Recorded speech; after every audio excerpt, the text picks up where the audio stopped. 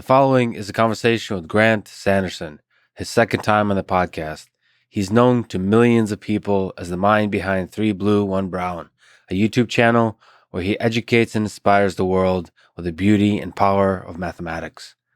Quick summary of the sponsors: Dollar Shave Club, DoorDash, and Cash App. Click the sponsor links in the description to get a discount and to support this podcast, especially for the two new sponsors, Dollar Shave Club and DoorDash. Let me say, as a side note, I think that this pandemic challenged millions of educators to rethink how they teach, to rethink the nature of education. As people know, Grant is a master elucidator of mathematical concepts that may otherwise seem difficult or out of reach for students and curious minds. But he's also an inspiration to teachers, researchers, and people who just enjoy sharing knowledge, like me, for what it's worth. It's one thing to give a semester's worth of multi-hour lectures. It's another to extract from those lectures the most important, interesting, beautiful, and difficult concepts and present them in a way that makes everything fall into place. That is the challenge that is worth taking on. My dream is to see more and more of my colleagues at MIT and world experts across the world summon their inner 3Blue1Brown and create the canonical explainer videos on a topic that they know more than almost anyone else in the world. Amidst the political division, the economic pain, the psychological and medical toll of the virus, masterfully crafted educational content feels like one of the beacons of hope that we can hold on to. If you enjoy this thing, subscribe on YouTube, review it with 5 stars on Apple Podcast, follow on Spotify, support on Patreon, or connect with me on Twitter at Lex Fridman. Of course, after you go immediately, which you already probably have done a long time ago, and subscribe to 3Blue1Brown YouTube channel, you will not regret it. As usual, I'll do a few minutes of ads now and no ads in the middle. I try to make these interesting, but I give you timestamps so you can skip. But still, please do check out the sponsors by clicking the links in the description, especially the two new ones, DoorDash and Dollar Shave Club. They're evaluating us, looking at how many people go to their site and get their stuff in order to determine if they want to support us for the long term. So you know what to do. It's the best way to support this podcast, as always. This show is sponsored by Dollar Shave Club. Try them out with a one-time offer for only $5 and free shipping at dollarshaveclub.com/Lex.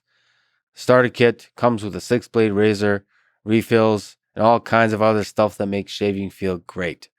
I've been a member of Dollar Shave Club for over 5 years now, and actually signed up when I first heard about them on the Joe Rogan podcast. And now we have come full circle. I feel like I've made it, now that I can do a read for them just like Joe did all those years ago. For the most part, I've just used the razor and the refills, but they encouraged me to try the shave butter, which I've never used before. So I did, and I love it.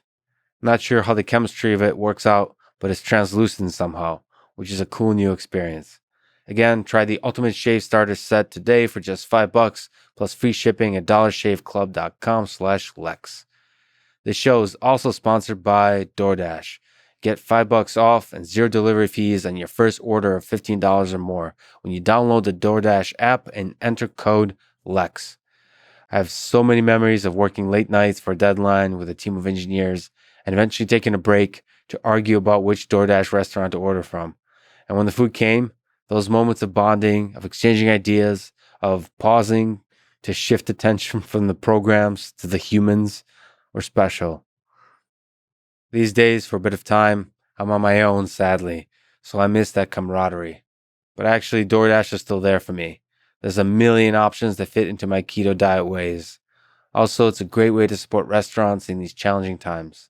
Once again, download the DoorDash app and enter code LEX to get $5 off and 0 delivery fees on your first order of $15 or more. Finally, this show is presented by Cash App, the #1 finance app in the App Store. When you get it, use code LEXPODCAST. Cash App lets you send money to friends, buy Bitcoin, and invest in the stock market with as little as $1. It's one of the best designed interfaces of an app that I've ever used. To me, good design is when everything is easy and natural. Bad design is when the app gets in the way, either because it's buggy or because it tries too hard to be helpful. I'm looking at you, Clippy.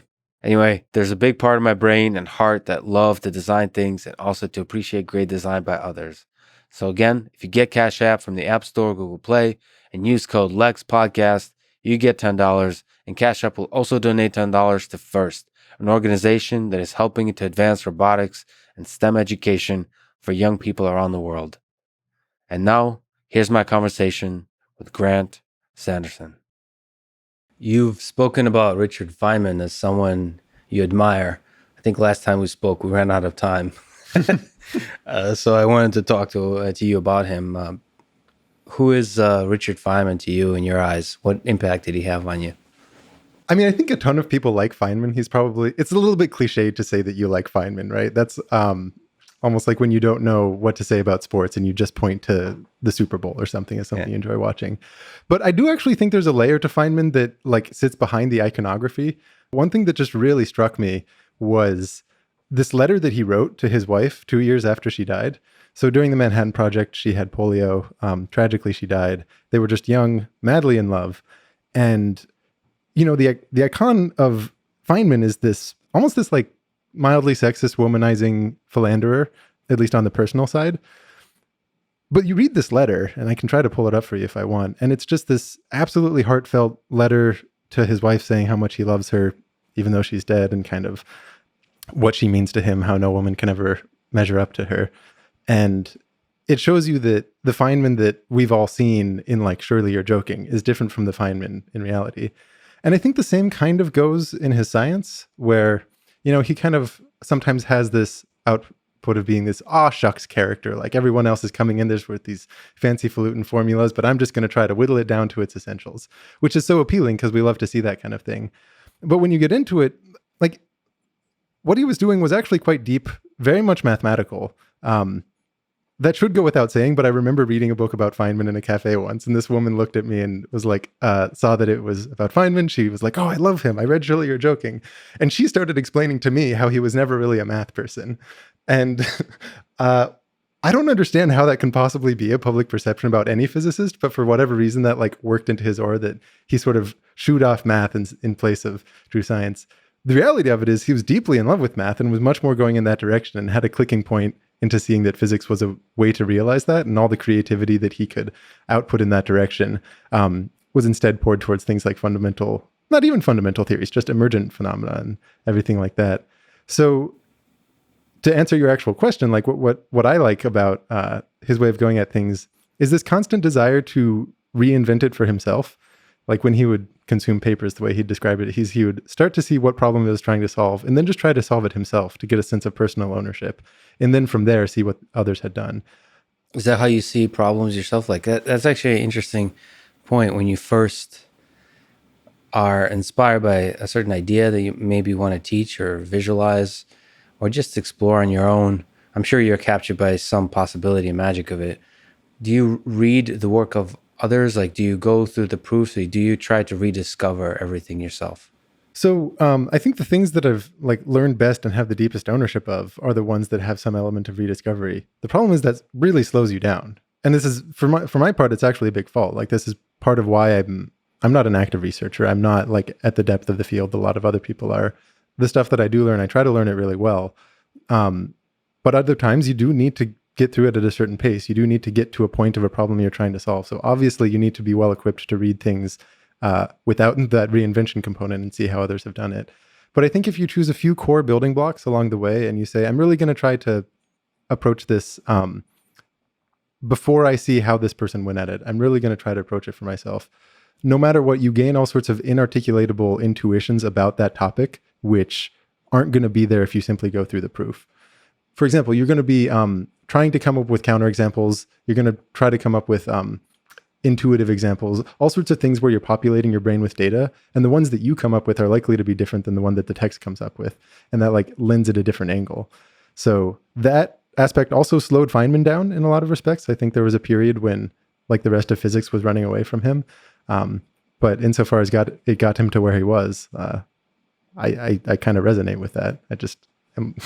I would be nowhere near it because I'm not like him at all, but it's like a state to aspire to. You know, just to link on a small point you made that you're not a quote unquote active researcher. You're swimming often in reasonably good depth about a lot of topics. Do you sometimes want to like dive deep at a certain moment and say, like, because you probably built up a hell of an amazing intuition about what is and isn't true within these worlds. Do you ever want to just dive in and see if you can discover something new? Yeah, I think one of my biggest regrets from undergrad is not having built better relationships with the professors I had there. And I think a big part of success in research is that element of like mentorship and like people giving you the kind of scaffolded problems to carry along. For my own like goals right now, I feel like I'm pretty good at exposing math to others and like want to continue doing that. For my personal learning, I are you familiar with like the hedgehog fox dynamic? I think this was either the ancient Greeks came up with it or it was pretended to be something drawn from the ancient Greeks. I don't know who to point it to, but Probably Mark Twain. it is that you've got two types of people, or especially two types of researchers. There's the fox that knows many different things, and then the hedgehog that knows one thing very deeply. So like von Neumann would have been a fox. He's someone who knows many different things, just very foundational in a lot of different fields. Einstein would have been more of a hedgehog, thinking really deeply about one particular thing. And both are very necessary for making progress. So between those two, I would definitely see myself as like the fox, where I'll try to get my paws in like a whole bunch of different things. And at the moment, I just think I don't know enough of anything to make like a significant contribution to any of them. But I do see value in like having a decently deep understanding of a wide variety of things. Like most people who know computer science really deeply don't necessarily know physics very deeply, or many of the aspect like different fields in math even. Let's say you have like an analytic number theory versus an algebraic number theory. Like these two things end up being related to very different fields, like some of them more complex analysis, some of them more like algebraic geometry. And then when you just go out so far as to take those adjacent fields, place one, PhD student into a seminar of another one's, they don't understand what the other one's saying at all.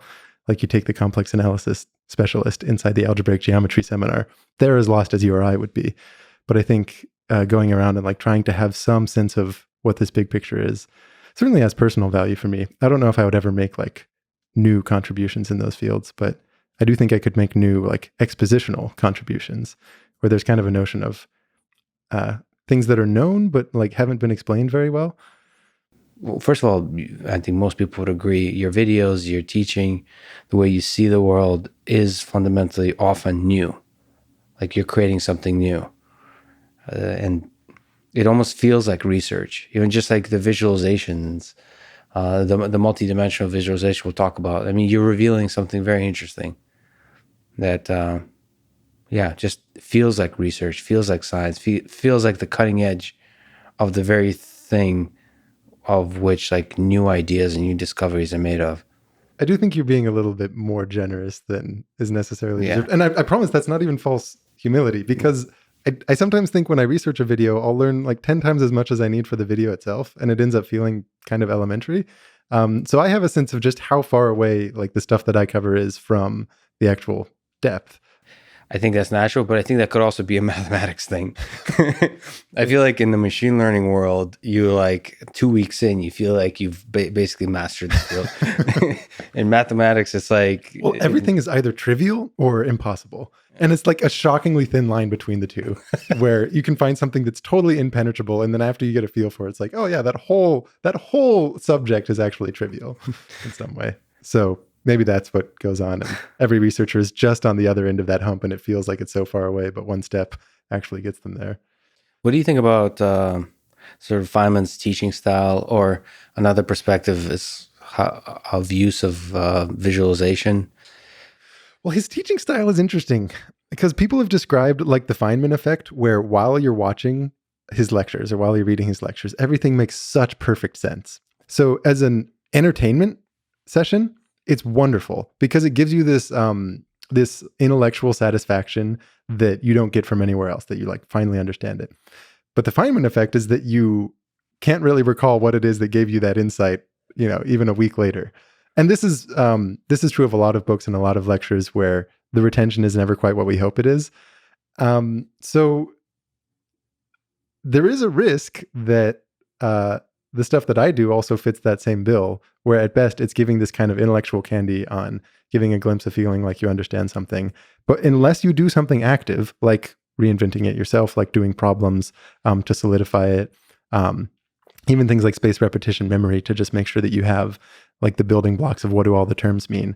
Unless you're doing something like that, it's not actually going to stick. So the very same thing that's so admirable about Feynman's lectures, which is how damn satisfying they are to consume, might actually also reveal a little bit of the flaw that we should, as educators, all look out for, which is that does not correlate with long-term learning.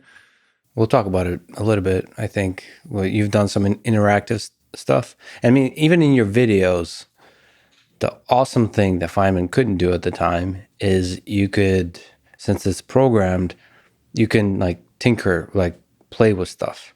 You could take this value and change it. You can like, here, let's take the value of this variable and change it to build up an intuition, to move along a surface, or to change the shape of something. I think that's almost an equivalent of you doing it yourself. It's not quite there, but you as a viewer. Yeah. Do you think there's some value in that interactive element? Yeah, well, so what's interesting is you're saying that, and the videos are non-interactive in the sense that there's a play button and a pause button.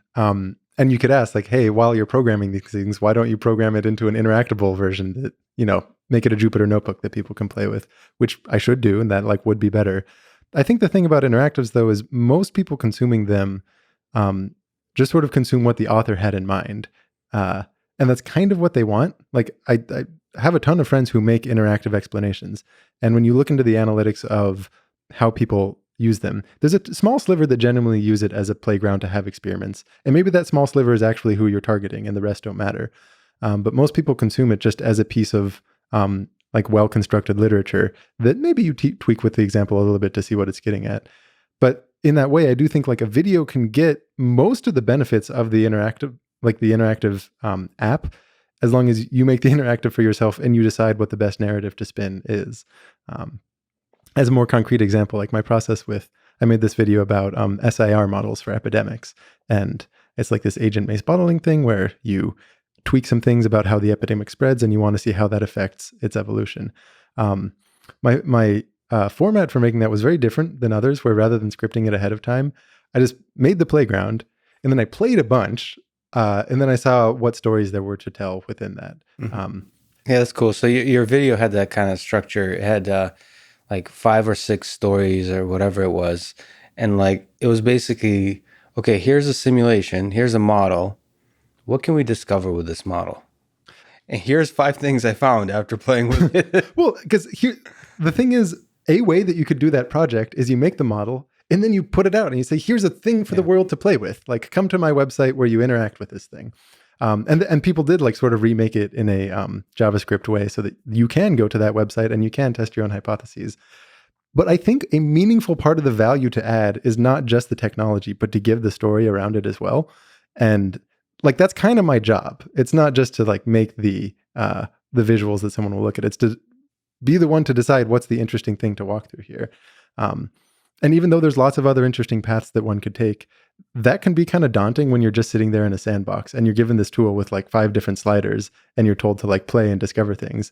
It's like, where do you do? What do you start? What are my hypotheses? What should I be asking? Yeah. Like a little bit of guidance in that direction can be what actually sparks curiosity to make someone want to imagine more about it. A few videos I've seen you do, I don't know how often you do it, but there's almost a tangential like pause where here's a cool thing. You say like, here's a cool thing, but it's outside the scope of this video essentially, but I'll leave it to you as homework essentially to like figure out it's a cool thing to explore. I wish I could say that wasn't a function of laziness, right? And that's like you've worked so hard on making the 20 minutes already that to extend it out even further would take more time. And one of your cooler videos, the homomorphic, like from the Mobius strip to the 3D striped rectangle. Yeah, that's a super. And you're like, yeah, you can't transform the Mobius strip into a surface without it intersecting itself. But I'll leave it to you to see why that is. well, I hope that's not exactly how I phrase it, because I think what my hope would be is that I leave it to you to think about why you would expect that to be true, and then to want to know what aspects of a Mobius strip do you want to formalize such that you can prove that intuition that you have? Because at some point now you're starting to invent algebraic topology. If you have these vague instincts like, I want to get this Mobius strip, I want to fit it such that it's all above the plane, but its boundary sits exactly on the plane. I don't think I can do that without crossing itself, but that feels really vague. How do I formalize it? And as you're starting to formalize that, that's what's going to get you to try to come up with a definition for what it means to be orientable or non-orientable. And like once you have that motivation, a lot of the otherwise arbitrary things that are sitting at the very beginning of a topology textbook start to make a little more sense. Yeah, and I mean that whole video beautifully was a motivation for topology is cool. That was my hope with that is I feel like topology is I don't want to say it's taught wrong, but I do think sometimes it's popularized in the wrong way, where you'll hear these things of people saying, oh, topologists, they're very interested in surfaces that you can bend and stretch, but you can't cut or glue. Are they? Why? Yeah. There's all sorts of things you can be interested in with random, like imaginative manipulations of things. Is that really what like mathematicians are into? And the short answer is not really. That's it's not as if someone was sitting there thinking like, I wonder what the properties of clay are if I add some arbitrary rules about when I can't cut it and when I can't glue it. Instead, there's a ton of pieces of math that can actually be equivalent to like these very general structures that's like geometry, except you don't have exact distances. You just want to maintain a notion of closeness. And once you get it to those general structures, constructing mappings between them translate into non-trivial facts about other parts of math.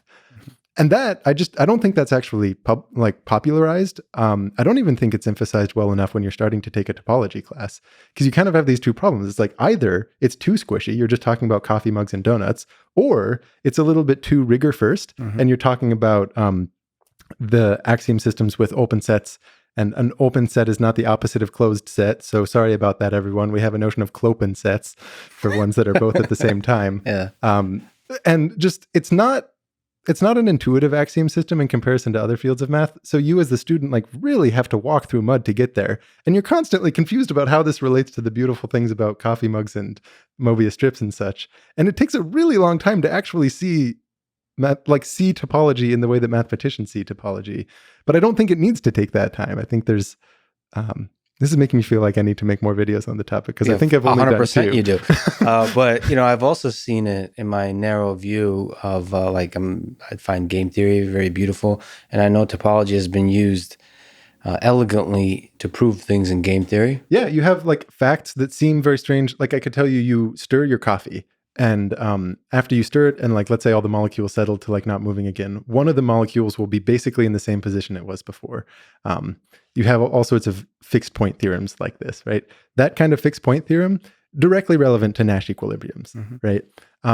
So you can imagine popularizing it by describing the coffee fact, but then you're left to wonder, like, who cares about if a molecule of coffee like stays in the same spot? Is this what we're paying our mathematicians for? You have this very elegant mapping onto economics in a way that's very concrete, or I shouldn't say concrete, very tangible, like actually adds value to people's lives through the predictions that it makes. But that line isn't always drawn, because like you have to get a little bit technical in order to properly draw that line out. And often I think popularized forms of media just shy away from being a little too technical.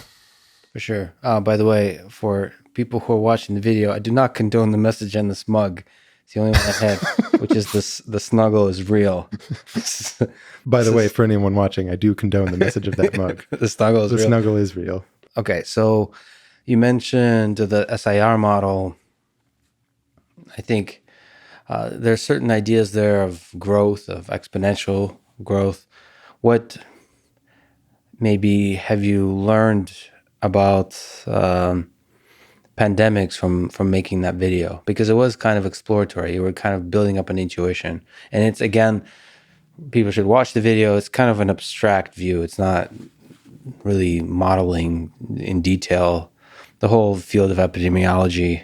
Those people, they go really far in terms of modeling, like how people move about. I don't know if you've seen it, but like there is the mobility patterns, like how like how many people you encounter in a certain situations when you go to a school, when you go to a mall. They like model every aspect of that for a particular city. Like they have maps of actual city streets. They model it really well, and natural patterns of the people have. It's crazy. So you don't do any of that. You're just doing an abstract model to explore different ideas of Simple pedagogy. Well, because I don't want to pretend like I'm an epidemiologist. Like we have a ton of armchair epidemiologists, Yeah. and the spirit of that was more like, can we, through a little bit of play, draw like reasonable-ish conclusions, and also just like get ourselves in a position where we can judge the validity of a model. Like I think people should look at that and they should criticize it. They should point to all the ways that it's wrong because it's definitely naive, right, in the way that it's set up. But to say like what lessons from that hold, like thinking about the R naught value and what that represents and what it can imply. What's R naught? So R naught is if you are infectious and you're in a population which is completely susceptible, what's the average number of people that you're going to infect during your infectiousness? So certainly during the beginning of an epidemic, this basically gives you kind of the exponential growth rate. Like if every person infects 2 others, you've got that 1, 2, 4, 8 exponential growth pattern. As it goes on, and let's say it's something endemic where you've got like a ton of people who have had it and are recovered, then you would, the R naught value doesn't tell you that as directly because a lot of the people you interact with aren't susceptible, but in the early phases it does. And this is like the fundamental constant that it seems like epidemiologists look at. And, you know, the whole goal is to get that down. If you can get it below 1, then it's no longer epidemic. If it's equal to 1, then it's endemic. And it's above 1, then you're epidemic. So like just teaching what that value is and giving some intuitions on how do certain changes in behavior change that value? And then what does that imply for exponential growth? I think those are general enough lessons, and they're like resilient to all of the chaoses of the world, that it's still like valid to take from the video. I mean, one of the interesting aspects of that is just exponential growth and the way we think about growth. Is that one of the first times you've done a video on no, of course not. The whole Euler's identity. Okay, so Sure. I guess I've done a lot of videos about exponential growth in the circular direction, only minimal in the normal direction. I mean, another way to ask, like, do you think we're able to reason intuitively about exponential growth? It's funny. I think it's extremely intuitive to humans, and then we train it out of ourselves such that it's then really not intuitive. And then I think it can become intuitive again when you study a technical field. So what I mean by that is, have you ever heard of these studies where in a like anthropological setting where you're studying a group that has been disassociated from a lot of like modern society, and you ask what number is between 1 and 9? And maybe you would ask, you've got like 1 rock and you've got 9 rocks. You're like, what pile is halfway in between these? And our instinct is usually to say 5. That's the number that sits right between 1 and 9. But sometimes when numeracy and the kind of just basic arithmetic that we have isn't in a society, the natural instinct is 3, because it's in between in an exponential sense, in a geometric sense, that one is 3 times bigger and then the next one is 3 times bigger than that. So it's like, what's, you know, if you have 1 friend versus 100 friends, what's in between that? Yeah, 10 friends seems like the social status in between those 2 states. So that's like deeply intuitive to us to think logarithmically like that. And for some reason, we kind of train it out of ourselves to start thinking linearly about things. So in the sense, yeah, the early basic math is forces us to take a step back. It's the same criticism, if there's any, of science, is the lessons of science make us like see the world in a slightly narrow sense, to where we have an over-exaggerated confidence that we understand everything, as opposed to just understanding a small slice of it. But I think that probably only really goes for small numbers, because the real counterintuitive thing about exponential growth is like as the numbers start to get big. So I bet if you took that same setup and you asked them, oh, if I keep tripling the size of this rock pile, 7 times, how big will it be? I bet it would be surprisingly big, even to like a society without numeracy. And that's the side of it that I think is pretty counterintuitive to us, but that you can basically train into people. Like I think computer scientists and physicists, when they're looking at the early numbers of like COVID they were the ones thinking like, oh God, this is following an exact exponential curve. Yeah. And I heard that from a number of people. So it's, and almost all of them are like techies in some capacity, probably just because I like live in the Bay Area. But for sure, they're cognizant of this kind of growth is present in a lot of natural systems, in a lot of systems. I don't know if you've seen there's a lot of ways to visualize this, obviously, but Ray Kurzweil, I think, was the one that had this like chessboard where every square on the chessboard, you double the number of stones or something in that chessboard.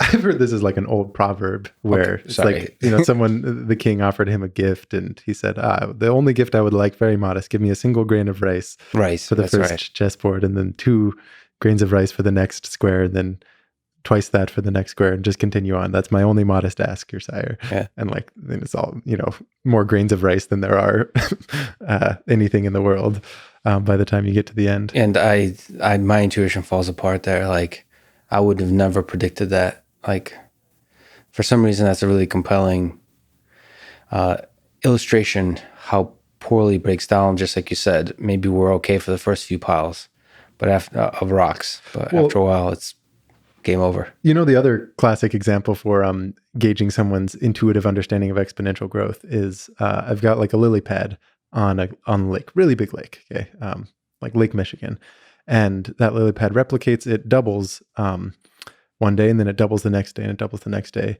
and after 50 days, it actually is going to cover the entire lake. Okay, so after how many days does it cover half the lake? 49. So you have a good instinct for exponential growth. Right. So I think a lot of like the knee-jerk reaction is sometimes to think that it's like half the amount of time, or to at least be like surprised that like after 49 days, you've only covered half of it. That's the reason you heard a pause from me. I literally thought that can't be right. Right. Yeah, exactly. So even when you know the fact and you do the division, it's like, wow. So you've gone like that whole time, and then day 49, it's only covering half. And then after that, it gets the whole thing. But I think you can make that even more visceral if, rather than going one day before, you say, how long until it's covered 1% of the lake, right? Mm-hmm. And it's, so what would that be? How many times you have to double to get over 100? Like 6.5 times, something like that, right? So at that point, you're looking at 43, 44 days into it. You're not even at 1% of the lake. So you've experienced, 44 out of 50 days, and you're like, that lily pad, it's just 1% of the lake. But then next thing you know, it's the entire lake. You're wearing a SpaceX shirt, so let me ask you. Sure. Let me ask you, one person who talks about exponential, just the miracle of the exponential function in general is Elon Musk. So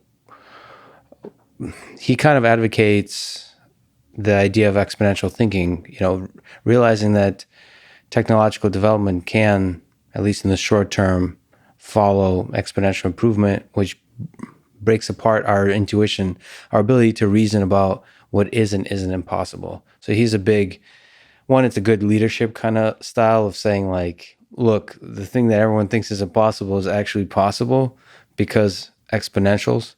But what's your sense about that kind of way to see the world? Well, so I think it can be very inspiring to note when something like Moore's law is another great example where you have this exponential pattern that holds shockingly well, and it enables just better lives to be led. I think the people who took Moore's law seriously in the 60s were seeing that, wow, it's not going to be too long before like these giant computers that are either batch processing or time shared, you could actually have one small enough to put on your desk, on top of your desk, and you could do things. And if they took it seriously, like you have people predicting smartphones like a long time ago. And it's only out of like kind of this, I don't want to say faith in exponentials, but an understanding that that's what's happening. What's more interesting, I think, is to really understand why exponential growth happens, and that the mechanism behind it is when the rate of change is proportional to the thing in and of itself. So the reason that technology would grow exponentially is only going to be if the rate of progress is proportional to the amount that you have. So that the software you write enables you to write more software. And I think we see this with the internet. Like the advent of the internet makes it faster to learn things, which makes it faster to create new things. I think this is oftentimes why like investment will grow exponentially, that the more resources a company has, if it knows how to use them well, the more it can actually grow. So I mean, you referenced Elon Musk. I think he seems to really be into vertically integrating his companies. I think a big part of that is because you have the sense what you want is to make sure that the things that you develop you have ownership of, and that they enable further development of the adjacent parts, right? So it's not just this, you see a curve and you're blindly drawing a line through it. What's much more interesting is to ask, when do you have this proportional growth property? Because then you can also recognize when it breaks down. Like in an epidemic, as you approach saturation, that would break down. As you do anything that skews what that proportionality constant is, you can make it maybe not break down as being an exponential, but it can seriously slow what that exponential rate is.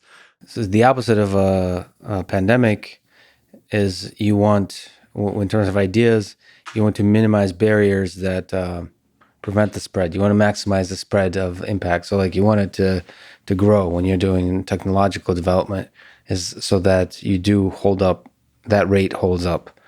And that's almost like an operational challenge of like how you run a company, how you run a group of people, is that any one invention has a ripple that's unstopped. And that ripple effect then has its own ripple effects and so on. And that continues. Yeah, like Moore's law is fascinating. And like on a psychological level, on a human level, because it's not exponential. It's just a consistent set of like what you would call like S curves, which is like it's constantly like breakthrough innovations nonstop. That's a good point. Like it might not actually be an example of exponential because of something which grows in proportion to itself, but instead it's almost like a benchmark that was set out that everyone's been pressured to meet. And it's like all these innovations and micro inventions along the way, rather than some consistent sit back and just let the lily pad grow across the lake phenomenon. And it's also like there's a human psychological level for sure of like the 4-minute mile. Like there's something about it, like saying that, look, there is, Moore's law. It's a law. So like it's certainly an achievable thing. We've achieved it for the last decade, for the last 2 decades, for the last 3 decades. You just keep going, and it somehow makes it happen. I mean, it makes people. I'm continuously surprised in this world how few people do the best work in the world, like in that particular, whatever that field is. Like it's very often that like the genius, I mean, you could argue that community matters, but it's certain, like I've been in groups of engineers where like one person is clearly like doing an incredible amount of work and just is the genius. And it's fascinating to see, basically it's kind of the Steve Jobs idea, is maybe the whole point is to create an atmosphere where the genius can discover themselves, like have the opportunity to do the best work of their life. And yeah, and that the exponential is just milking that. It's like rippling the idea that it's possible, and that idea that it's possible finds the right people for the 4-minute mile. The idea that it's possible finds the right runners to run it, and then explodes the number of people who can run faster than 4 minutes. It's kind of interesting to, I don't know. Basically, the positive way to see that is most of us are way more intelligent, have way more potential than we ever realize. I guess that's kind of depressing. But I mean, like the ceiling for most of us is much higher than we ever realize. That is true. A good book to read if you want that sense is Peak, which essentially talks about peak performance in a lot of different ways, like, chess, London cab drivers, how many push-ups people can do, short-term memory tasks. And if there's one, it's meant to be like a concrete manifesto about deliberate practice and such. But the one sensation you come out with is, wow, no matter how good people are at something, they can get better, and like way better than we think they could. I don't know if that's actually related to exponential growth, but I do think it's a true phenomenon that's interesting. Yeah, I mean, there's certainly no law of exponential growth in human innovation. Well, I don't know. Well, kind of, there is. Like, I think it's really interesting to see when innovations in one field allow for innovations in another. Like the advent of computing seems like a prerequisite for the advent of chaos theory. You have this truth about physics and the world that in theory could be known. You could find Lorenz's equations without computers.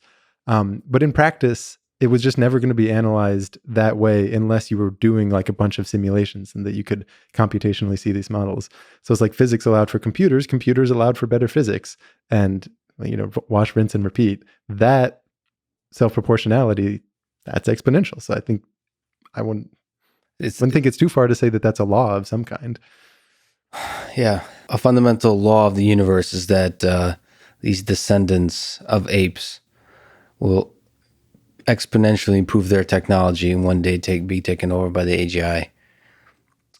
That's built in their simulation. That'll make the video game fun, whoever created this thing. So, I mean, since you're wearing a SpaceX shirt, let me ask. I didn't realize that was by the way, but I apologize. It's on call point, you so it's on topic. Yeah. I'll take it. So, Crew Dragon, the first crewed mission out into space since the space shuttle, and just by first time ever by a commercial company. I mean, it's an incredible accomplishment, I think, but it's also just an incredible, it inspires imagination amongst people that this is the first step in a long, like vibrant journey of humans into space. Oh yeah. So how do you feel? Is this exciting to you? Yeah, it is. I think it's great. The idea of seeing it basically done by smaller entities instead of by governments. I mean, it's a heavy collaboration between SpaceX and NASA in this case, but moving in the direction of not necessarily requiring an entire country and its government to make it happen, but that you can have something closer to a single company doing it. We're not there yet because it's not like they're unilaterally saying like we're just shooting people up into space. It's just a sign that we're able to do more powerful things with smaller groups of people. I find that inspiring. Innovate quickly. I hope we see people land on Mars in my lifetime. Right? Do you think we will? I think so. I mean, I think there's a ton of challenges there, right? Like radiation being kind of the biggest one. And I think there's a ton of people who look at that and say, why? Why would you want to do that? Let's let the robots do the science for us. But I think there's enough people who are like genuinely inspired about broadening like the worlds that we've touched. Yeah. Or people who think about things like backing up the light of consciousness with like super long-term versions of terraforming. Like as long as there's backing up the light of consciousness. Yeah, the thought that if Earth goes to hell, we got to have a backup somewhere. A lot of people see that as pretty out there, and it's like not in the short-term future. But I think that's an inspiring thought. I think that's a reason to like get up in the morning, and I feel like most employees at SpaceX feel that way too. Do you think we'll colonize Mars one day? No idea. Like either AGI kills us first, or if we're like allowed. I don't know if it'll take. If we're allowed. Well, like honestly, it would take such a long time. Like okay, you might have a small colony, right? Something like what you see in The Martian, but not like people living comfortably there. But if you want to talk about actual like second Earth kind of stuff, that's just like way far out there. And the future moves so fast that it's hard to predict. It's like we might just kill ourselves before that even becomes viable. Yeah. I mean, there's a lot of possibilities where it could be it doesn't have to be on a planet. We could be floating out in space. Have a space-faring backup solution. Yeah, that doesn't have to deal with the constraints that a planet. I mean, a planet provides a lot of possibilities and resources, but it also has some constraints. Yeah, I mean, for me. For some reason, it's a deeply exciting possibility. Oh yeah, all of the people who are like skeptical about it or like, why do we care about going to Mars? It's like, what makes you care about anything if that's exactly. not inspiring? It's hard. Actually, it's hard to hear that because exactly as you put it, on a philosophical level, it's hard to say why do anything. I don't know. It's like the people who say like, I've been doing like an insane challenge the last 30 something days. Your pull-ups? The pull-ups and push-ups, and like, a bunch of people are like, awesome, you're insane, but awesome. And then some people are like, why? Why do anything? I don't know. There's a calling. It's I'm with JFK a little bit, is because we do these things because they're hard. There's something in the human spirit that says like, same with like a math problem. There's something you fail once. And it's like this feeling that, you know what, I'm not going to back down from this. There's something to be discovered in overcoming this thing. Well, so what I like about it is, and I also like this about the moon missions, sure, it's kind of arbitrary, but you can't move the target. So Right. you can't make it easier and say that you've accomplished the goal. And when that happens, it just demands actual innovation, right? Like protecting humans from the radiation in space on the flight there, while there, hard problem, demands innovation. You can't move the goalpost to make that easier. Almost certainly the innovations required for things like that will be relevant in a bunch of other domains too. So like the idea of doing something merely because it's hard, it's like loosely productive, great. But as long as you can't move the goalposts, there's probably going to be these secondary benefits that Absolutely.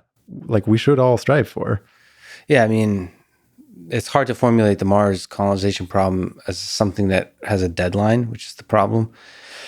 But if there was a deadline, then the amount of things we would come up with by forcing ourselves to figure out how to colonize that place would be just incredible.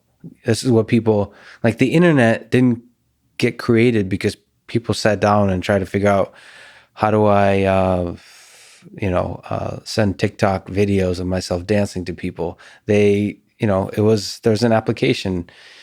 I mean, actually, I don't even know What how. do you think the application for the internet was when it was? It must have been very low level basic network communication within DARPA, like military based, like how do I send, like a networking, how do I send information securely between two places? Maybe it was an encryption. I'm totally outside of my knowledge, but like it was probably intended for a very narrow, small group of people. Well, so I mean, there was like this small community of people who were really interested in time sharing computing and like interactive computing, Yeah. in contrast with batch processing. And then the idea that as you set up like a time sharing center, basically meaning you can have multiple people like logged in and using that like central computer. Why not make it accessible to others? Yeah. And this was kind of what I had always thought, like, oh, is this like fringe group that was interested in this new kind of computing and they all like got themselves together. But the thing is, like, DARPA you wouldn't have the US government funding that just for the funds of it, right? In some sense, that's what ARPA was all about, was like just really advanced research for the sake of having advanced research, and it doesn't have to pay out with utility soon. But the core parts of its development were happening like in the middle of the Vietnam War when there was budgetary constraints all over the place. I only learned this recently, actually. Like, if you look at the documents basically justifying the budget for the ARPANET as they were developing it, and not just keeping it where it was, but actively growing it while all sorts of other departments were having their funding cut because of the war. A big part of it was national defense in terms of having like a more robust communication system. Mm-hmm. Like the idea of packet switching versus circuit switching. You could kind of make this case that in some calamitous circumstance where, a central location gets nuked, this is a much more resilient way to still have your communication lines that like traditional telephone lines weren't as resilient to, which I just found very interesting. Yeah. That even something that we see as so happy-go-lucky is just a bunch of computer nerds trying to get like interactive computing out there.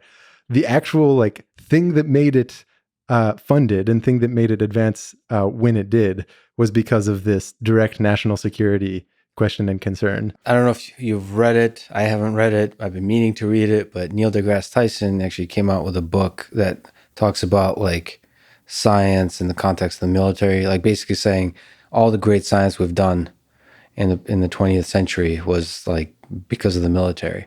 I mean, he paints a positive, it's not like a critical, it's not, a lot of people say like military industrial complex and so on. Another way to see the military and national security is like a source of, like you said, deadlines and like hard things you can't move. Like almost like scaring ourselves into being productive. It is that. I mean, yeah. Manhattan Project is a perfect example, probably the quintessential example. That one is a little bit more macabre than others because of like what they were building. But in terms of how many focused, smart hours of human intelligence get pointed towards a topic per day, you're just maxing it out with that sense of worry. In that context, everyone there was saying like, we've got to get the bomb before Hitler does. And that just lights a fire under you that again, like the circumstance is macabre, but I think that's actually pretty healthy, especially for researchers that are otherwise going to be really theoretical, to take these like theorizers and say, make this real physical thing happen. Meaning a lot of it is going to be unsexy. A lot of it's going to be like young Feynman sitting there kind of inventing a notion of computation in order to like compute what they needed to compute more quickly with like the rudimentary automated tools that they had available.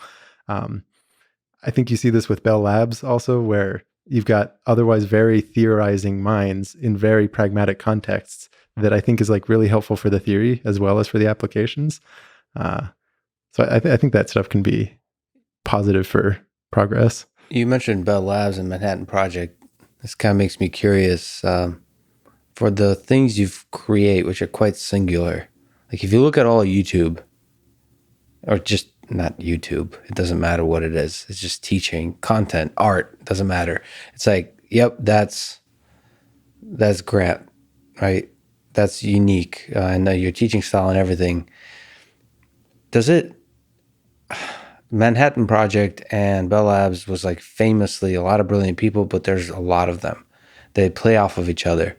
So like my question for you is that does it get lonely?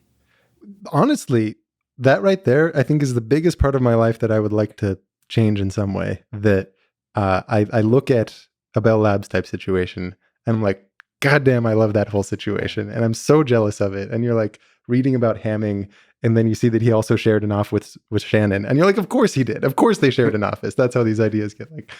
And they actually probably very likely worked separately. Yeah, totally separate. But there's a literally, and sorry to interrupt, there's a literally magic that happens when you run into each other, like on the way to like getting a snack or something. Conversations you overhear, it's other projects you're pulled into, it's like puzzles that colleagues are sharing, like all of that. I have some extent of it just because I just try to stay well connected in communities of people who think in similar ways, but it's not in the day-to-day in the same way, which I would like to fix somehow. That's one of the, I would say, one of the biggest, well, one of the many drawbacks, negative things about this current pandemic is that whatever the term is, but like chance collisions are significantly reduced. I saw, I don't know why I saw this, but on my brother's work calendar, he had a scheduled slot with someone that he scheduled a meeting, and the title of the whole meeting was "No specific agenda. I just miss the happenstance serendipitous conversations that we used to have, which the pandemic and remote work has so cruelly taken away from us." Brilliant. That was the whole like title of the meeting. That's brilliant. I'm like, that's the way to do it. You just schedule those things. Schedule the serendipitous interaction. It's like, I mean, you can't do it in an academic setting, but it's basically like going to a bar and sitting there just for the strangers you might meet, just the strangers, or striking up conversation with strangers on the train. Harder to do when you're deeply, like maybe myself or maybe a lot of academic types who are like introverted and avoid human contact as much as possible. So it's nice when it's forced, those chance collisions, but maybe scheduling is a possibility. But for the most part, do you work alone? Like, I'm sure you struggle like a lot, like this, you probably hit moments when you look at this and you say like, this is the wrong way to show it. This is the wrong way to visualize it. I'm making it too hard for myself. I'm going down the wrong direction. This is too long. This is too short. All those self-doubt that's like could be paralyzing. Like, what do you do in those moments? Honestly, I actually much prefer like work to be a solitary affair for me. That's like a personality quirk. I would like it to be in an environment with others and like collaborative in the sense of ideas exchanged. But those phenomena you're describing, when you say this is too long, this is too short, this visualization sucks, it's way easier to say that to yourself than it is to say to a collaborator. And I know that's just a thing that I'm not good at. So in that way, it's very easy to just throw away a script because the script isn't working. It's hard to tell someone else they should do the same. Actually, last time we talked, I think it was like very close to me talking Don Knuth. It was kind of cool. Like two people that Can't believe you got that interview. Yeah, it's the hard hit. No, can I brag about something? Please. My favorite thing is Don Knuth. After we did the interview, he offered to go out to hot dogs with me to get hot dogs. That was never like, people ask me what's the favorite interview you've ever done. I mean, that has to be. But unfortunately, I couldn't. I had a thing after, so I had to turn down Don Knuth. You missed Knuth dogs. Knuth dogs. Sorry, so that was a little bragging. But the hot dogs, he's such a sweet soul. But the reason I bring that up is he he works through problems alone as well. He prefers that struggle, the struggle of it. You know, writers like Stephen King, often talk about like their process of, what they do, like what they eat when they wake up, like when they sit down, like how they like their desk, on a perfectly productive day, like what they like to do, how long they like to work for, what enables them to think deeply, all that kind of stuff. Hunter S. Thompson did a lot of drugs. Everybody has their own thing. Do you have a thing? If you were to lay out a perfect productive day, what would that schedule look like, do you think? Part of that's hard to answer because the mode of work I do changes a lot from day to day. Like some days I'm writing. The thing I have to do is write a script. Some days I'm animating. The thing I have to do is animate. Sometimes I'm like working on the animation library. The thing I have to do is like I'm not a software engineer, but something in the direction of software engineering. Some days it's like a variant of research. It's like learn this topic well and try to learn it differently. So those is like 4 very different modes of what it, some days is like get through the email backlog of people tasks I've been putting off. It goes research, scripting, like the idea starts with the research and there's scripting and then there's programming and then there's the showtime. And the research side, by the way, I think a problematic way to do it is to say, I'm starting this project and therefore I'm starting the research. Instead, it should be that you're like ambiently learning a ton of things just in the background. And then once you feel like you have the understanding for one, you put it on the list of things that there can be a video for. Otherwise, either you're going to end up roadblocked forever or you're just not going to like have a good way of talking about it. But still, some of the days it's like the thing to do is learn new things. So what's the most painful one? I think you mentioned scripting. Scripting is, that's the worst. Yeah, writing is the worst. So so let's take the hardest one. What's a perfectly productive day? You wake up and it's like, damn it, this is the day I need to do some scripting. And like you didn't do anything the last 2 days, so you came up with excuses to procrastinate, so today must be the day. Yeah, I wake up early. I guess I exercise, and then I turn the internet off. If we're writing, that's what's required. Is having the internet off, and then maybe you keep notes on the things that you want to Google when you're allowed to have the internet again. I'm not great about doing that, but when I do, that makes it happen. And then when I hit writer's block, like the solution to writer's block is to read. Doesn't even have to be related. Just read something different, just for like 15 minutes, half an hour, and then go back to writing. That, when it's a nice cycle, I think can work very well. And when you're writing the script, you don't know where it ends, right? Like you have problem-solving videos, I know where it ends. Expositional videos, I don't know where it ends. Like coming up with the magical thing that makes this whole story, like ties this whole story together. When does that happen? That's the thing that makes it such that a topic gets put on the list of like videos. Oh, that's an issue. You shouldn't start the project unless there's one of those. And you have so many nice you have such a big bag of aha moments already that you could just pull at it. That's one of the things, and one of the sad things about time, and that nothing lasts forever, and that we're all mortal. Let's not get into that discussion. Is, if I see, like, even when I ask for people to ask, I did a call for questions and people want to ask you questions, and so many requests from people about like certain videos they would love you to do. It's such a pile, and I think that's a sign of like admiration from people for sure. But it's like, it makes me sad because like whenever I see people give ideas, they're all like very often really good ideas, and it's like, makes me sad in the same kind of way when I go through a library or through a bookstore. You see all these amazing books that you'll never get to open. So you did, yeah. Gotta enjoy the ones that you have. Enjoy the books that are open, and don't let yourself lament the ones that stay closed. What else? Is there any other magic to that day? Do you try to dedicate like a certain number of hours? Do you, Cal Newport has this deep work kind of idea.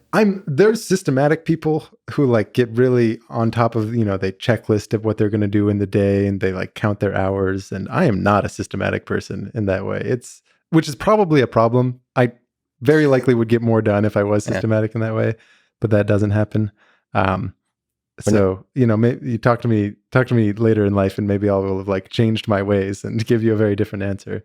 I think Benjamin Franklin, like later in life, figured out the rigor. He has these like very rigorous schedules on how to be productive. I think those schedules are much more fun to write. Like it's very fun to like write a schedule and make a blog post about like the perfect productive day. That like might work for one person, but I don't know how much people get out of like reading them or trying to adopt someone else's style. And I'm not even sure that they've ever followed. Yeah, exactly. Like you're always going to write it as the best version of yourself. Yeah. You're not going to explain the phenomenon of like wanting to get out of the bed, but not really wanting to get out of the bed and all of that.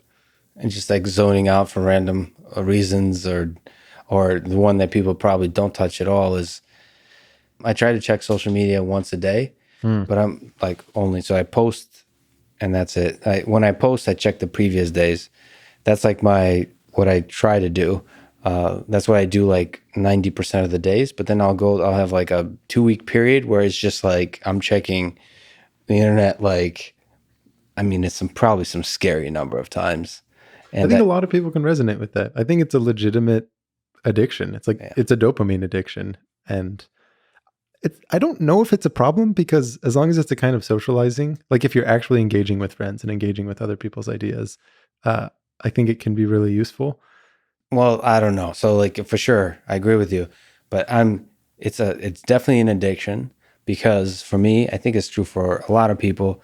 I am very cognizant of the fact I just don't feel that happy. If I look at a day where I've checked social media a lot, like if I just aggregate, I did a self-report, I'm sure I would find that I'm just like literally less happy with my life and myself after I've done that check. When I check it once a day, I'm very I'm happy. Even because I've seen it. Okay, one way to measure that is when somebody says something not nice to you on the internet.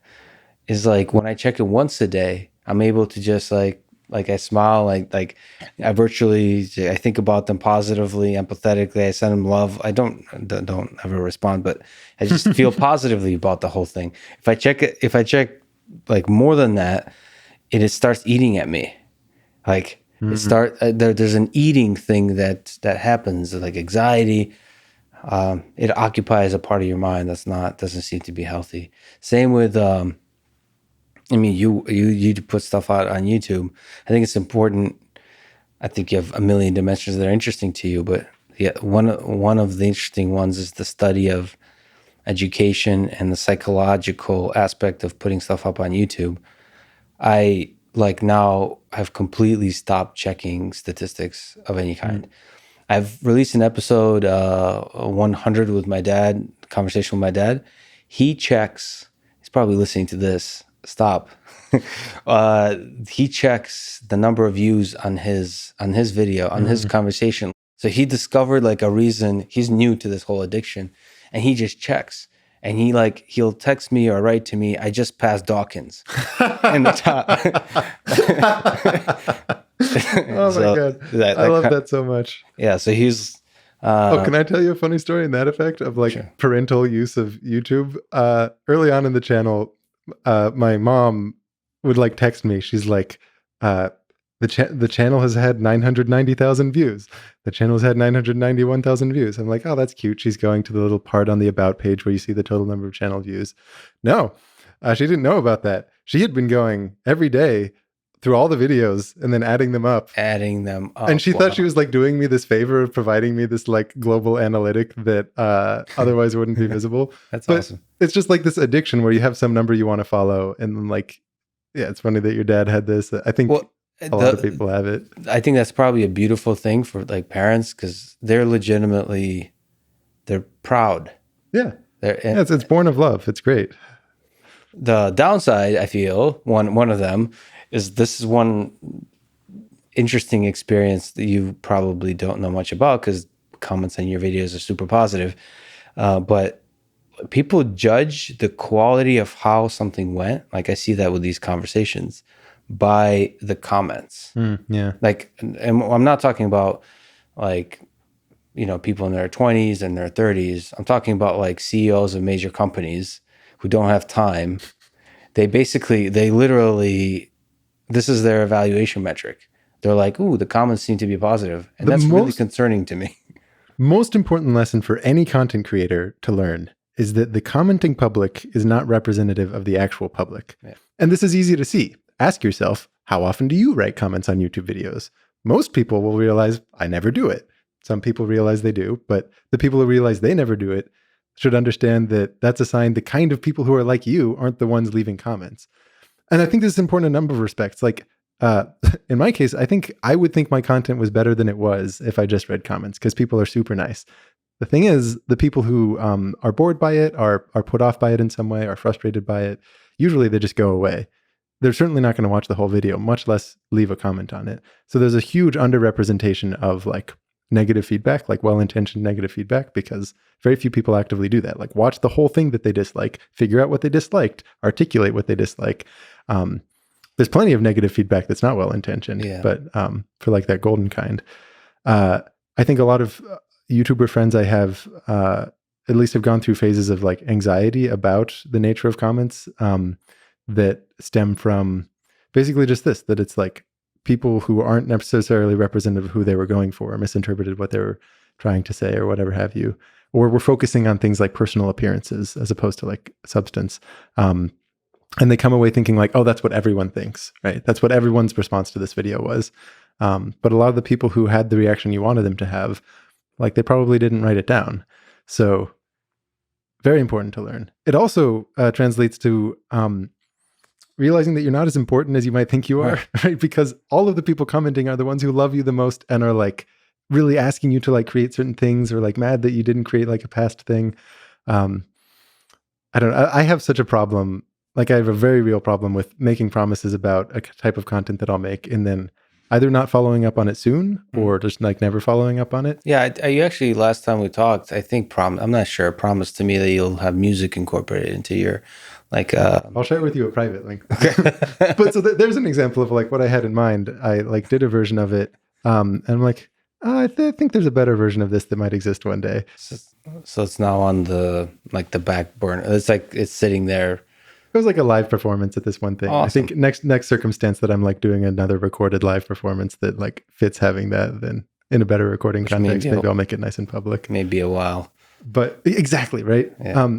The point I was going to make though is like, I know I'm bad about following up on stuff, which is an actual problem. It's born of the fact that I have a sense of what will be like good content and when it won't be.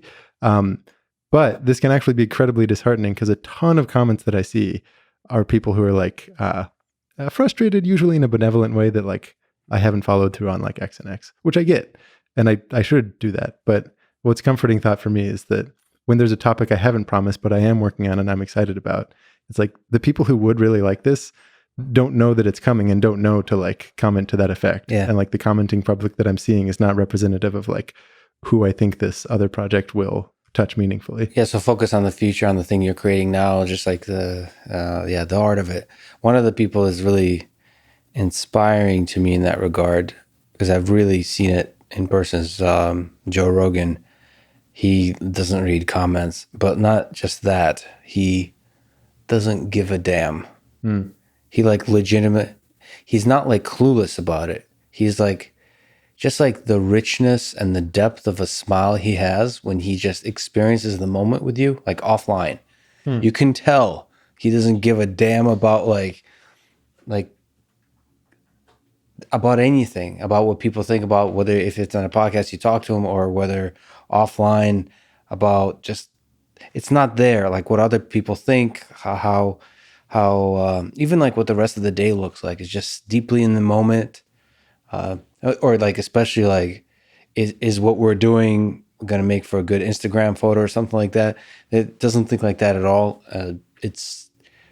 I think for actually quite a lot of people, he's an inspiration in that way. But it was, and in real life, a show that you can be very successful not giving a damn about comments. And it sounds bad not to read comments, because it's like, well, there's a huge number of people who are deeply passionate about what you do, so you're ignoring them. But at the same time, the nature of our platforms is such that the cost of listening to all the positive people who are really close to you, who are incredible people, have been, made a great community that you can learn a lot from. The cost of listening to those folks is also the cost of your psychology slowly being degraded by the natural underlying toxicity of the internet. Engage with a handful of people deeply rather than like as many people as you can in a shallow way. Yeah. I think that's a good lesson for social media usage. Like Platforms Twitter, in general, yeah. It's like choose just a handful of things to engage with and engage with it very well in a way that you feel proud of, and don't worry about the rest. Honestly, I think the best social media platform is texting. That's my favorite. That's my go-to social media platform. Well, yeah, the best social media interaction is like real life, not social media, but social interaction. Well, yeah, no question there. I think everyone should agree with that. Which sucks because it's been challenged now with the current situation, and we're trying to figure out what kind of platform can be created that we can do remote communication that still is effective. It's important for education. It's important for just... That is the question of education right now. Yeah. So on that topic, you've done a series of live streams called Lockdown Math, and you went live, which is different than you usually do. Maybe can you talk about how'd that feel? What's that experience like? Like in your own, when you look back, like, is that an effective way, did you find, of being able to teach? And if so, is there lessons for this world where all of these educators are now trying to figure out how the heck do I teach remotely? For me, it was very different. As different as you can get. I'm on camera, which I'm usually not. I'm doing it live, which is nerve-wracking. It was a slightly different level of topics, although realistically, I'm just talking about things I'm interested in no matter what. I think the reason I did that was this thought that a ton of people are looking to learn remotely. The rate at which I usually put out content is too slow to be actively helpful. Let me just do some bi-weekly lectures that if you're looking for a place to point your students, if you're a student looking for a place to be edified about math, just tune in at these times. And in that sense, I think it was, a success for those who followed with it. It was a really rewarding experience for me to see how people engaged with it. Part of the fun of the live interaction was to actually, I'd do these live quizzes and see how people would answer and try to shape the lesson based on that, or see what questions people were asking in the audience. I would love to, if I did more things like that in the future, kind of tighten that feedback loop even more.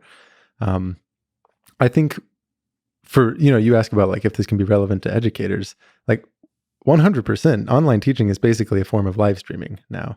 And usually it happens through Zoom.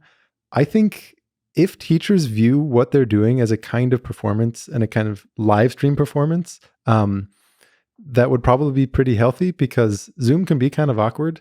And I wrote up this little blog post actually just on just what our setup looked like if you want to adopt it yourself, and how to integrate the broadcasting software OBS with Zoom or things like that. It was really, sorry to pause on that. I mean, yeah, maybe we could look at the blog post, but it looked really nice. The thing is, I knew nothing about any of that stuff before I started. I had a friend who knew a fair bit, and so he kind of helped show me the ropes. One of the things that I realized is that you could, as a teacher, it doesn't take that much to make things look and feel pretty professional. One component of it is, as soon as you hook things up with the broadcasting software, rather than just doing screen sharing, you can set up different scenes, and then you can have keyboard shortcuts to transition between those scenes. So you don't need a production studio with a director calling go to camera 3, go to camera 2, onto the screen capture. Instead, you can have control of that. And it took a little bit of practice, and I would mess it up now and then. But I think I had it decently smooth, such that, I'm talking to the camera, and then we're doing something on the paper, then we're doing playing with a Desmos graph or something. And something that I think in the past would have required a production team, you can actually do as a solo operation. And in particular as a teacher. And I think it's worth it to try to do that, because 2 reasons. One, you might get more engagement from the students. But the biggest reason, I think one of the best things that can come out of this pandemic education-wise, is if we turn a bunch of teachers into content creators. And if we take lessons that are usually done in these one-off settings and start to get in the habit of, sometimes I'll use the phrase commoditizing explanation, where what you want is whatever a student wants to learn. It just seems inefficient to me that lesson is taught millions of times over in parallel across many different classrooms in the world, year to year. You've got a given Algebra 1 lesson that's just taught like literally millions of times by different people. What should happen is that there's the small handful of explanations online that exist so that when someone needs that explanation, they can go to it, that the time in classroom is spent on all of the parts of teaching and education that aren't explanation, which is most of it, right? And the way to get there is to basically have more people who are already explaining publish their explanations and have it in a publicized forum. So if during a pandemic, you can have people automatically creating online content because it has to be online, but getting in the habit of doing it in a way that doesn't just feel like a Zoom call that happened to be recorded, but it actually feels like a piece that was always going to be publicized to more people than just your students. That can be really powerful. And there's an improvement process there, like, so being self-critical and growing, like, you know, like I guess YouTubers go through this process of like putting out some content and like nobody caring about it, and then trying to figure out like, you know, basically improving, figure out like, why did nobody care? What can I, you know, and they come up with all kinds of answers, which may or may not be correct, but doesn't matter because the answer leads to improvement. So you're being constantly self-critical or self-analytical, it should be better to say. So you think of like, how can I make the audio better? Like all the basic things. Maybe one question to ask, because, by way of Russ Tedrick, he's a robotics professor at MIT, one of my favorite people. Big fan of yours. He watched our first conversation. I just interviewed him a couple weeks ago. He teaches this course in under-actuated robotics, which is like robotic systems when you can't control everything. Like when you're like, we as humans, when we walk, we're always falling forward, which means like it's gravity. You can't control it. You just hope you can catch yourself, but that's not all guaranteed. It depends on the surface. So like that's under-actuated. You can't control everything. The number of actuators, the degrees of freedoms you have is not enough to fully control the system. So I don't know. It's a really, I think, beautiful, fascinating class. He puts it online. It's quite popular. He does an incredible job teaching. He puts it online every time. But he's kind of been interested in like crisping it up, like, you know, making it, you know, innovating in different kinds of ways. And he was inspired by the work you do, because I think in his work, he can do similar kind of explanations as you're doing, like revealing the beauty of it and spending like months in preparing a single video. And he's interested in how to do that. That's why he listened to the conversation. He's playing with Manim. But he had this question of, you know, you know, like in my apartment where we did the interview, I have like curtains, like for like a black curtain, not this. This is a adjacent mansion that we're in that I also own. But you basically just I have like a black curtain, whatever, that, you know, makes it really easy to set up a filming situation with cameras that we have here, these microphones. He was asking, you know, what kind of equipment do you recommend? So I guess like your blog post is a good one. I said I don't recommend. This is excessive and actually really hard to work with. So I wonder, I mean, is there something you would recommend in terms of equipment? Like, is it, do you think like lapel mics, like USB mics? What do you? For my narration, I use a USB mic. For the streams, I used a lapel mic. The narration, it's a Blue Yeti. I'm forgetting actually the name of the lapel mic, but it was probably like a Rode of some kind. But is it hard to figure out how to make the audio sound good? Oh, like, I mean, listen to all the early videos on my channel, and clearly, like, I'm terrible at this. For some reason, I just couldn't get audio for a while. I think it's weird when you hear your own voice. Yep. So you hear it, you're like, this sounds weird. And it's hard to know, does it sound weird because you're not used to your own voice, or they're like actual audio artifacts at play? And then video is just, for the lockdown, was just the camera. Like you said, it was probably streaming somehow through the... Yeah, there were two GH5 cameras, one that was mounted overhead over a piece of paper. You could also use like an iPad or a Wacom tablet to do your writing electronically, but I just wanted the paper feel.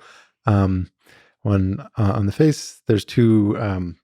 again, I don't know. I'm like just not actually the one to ask this because I like animate stuff usually, but each of them like has a compressor object that makes it such that the camera output goes into the computer USB, but like gets compressed before it does that.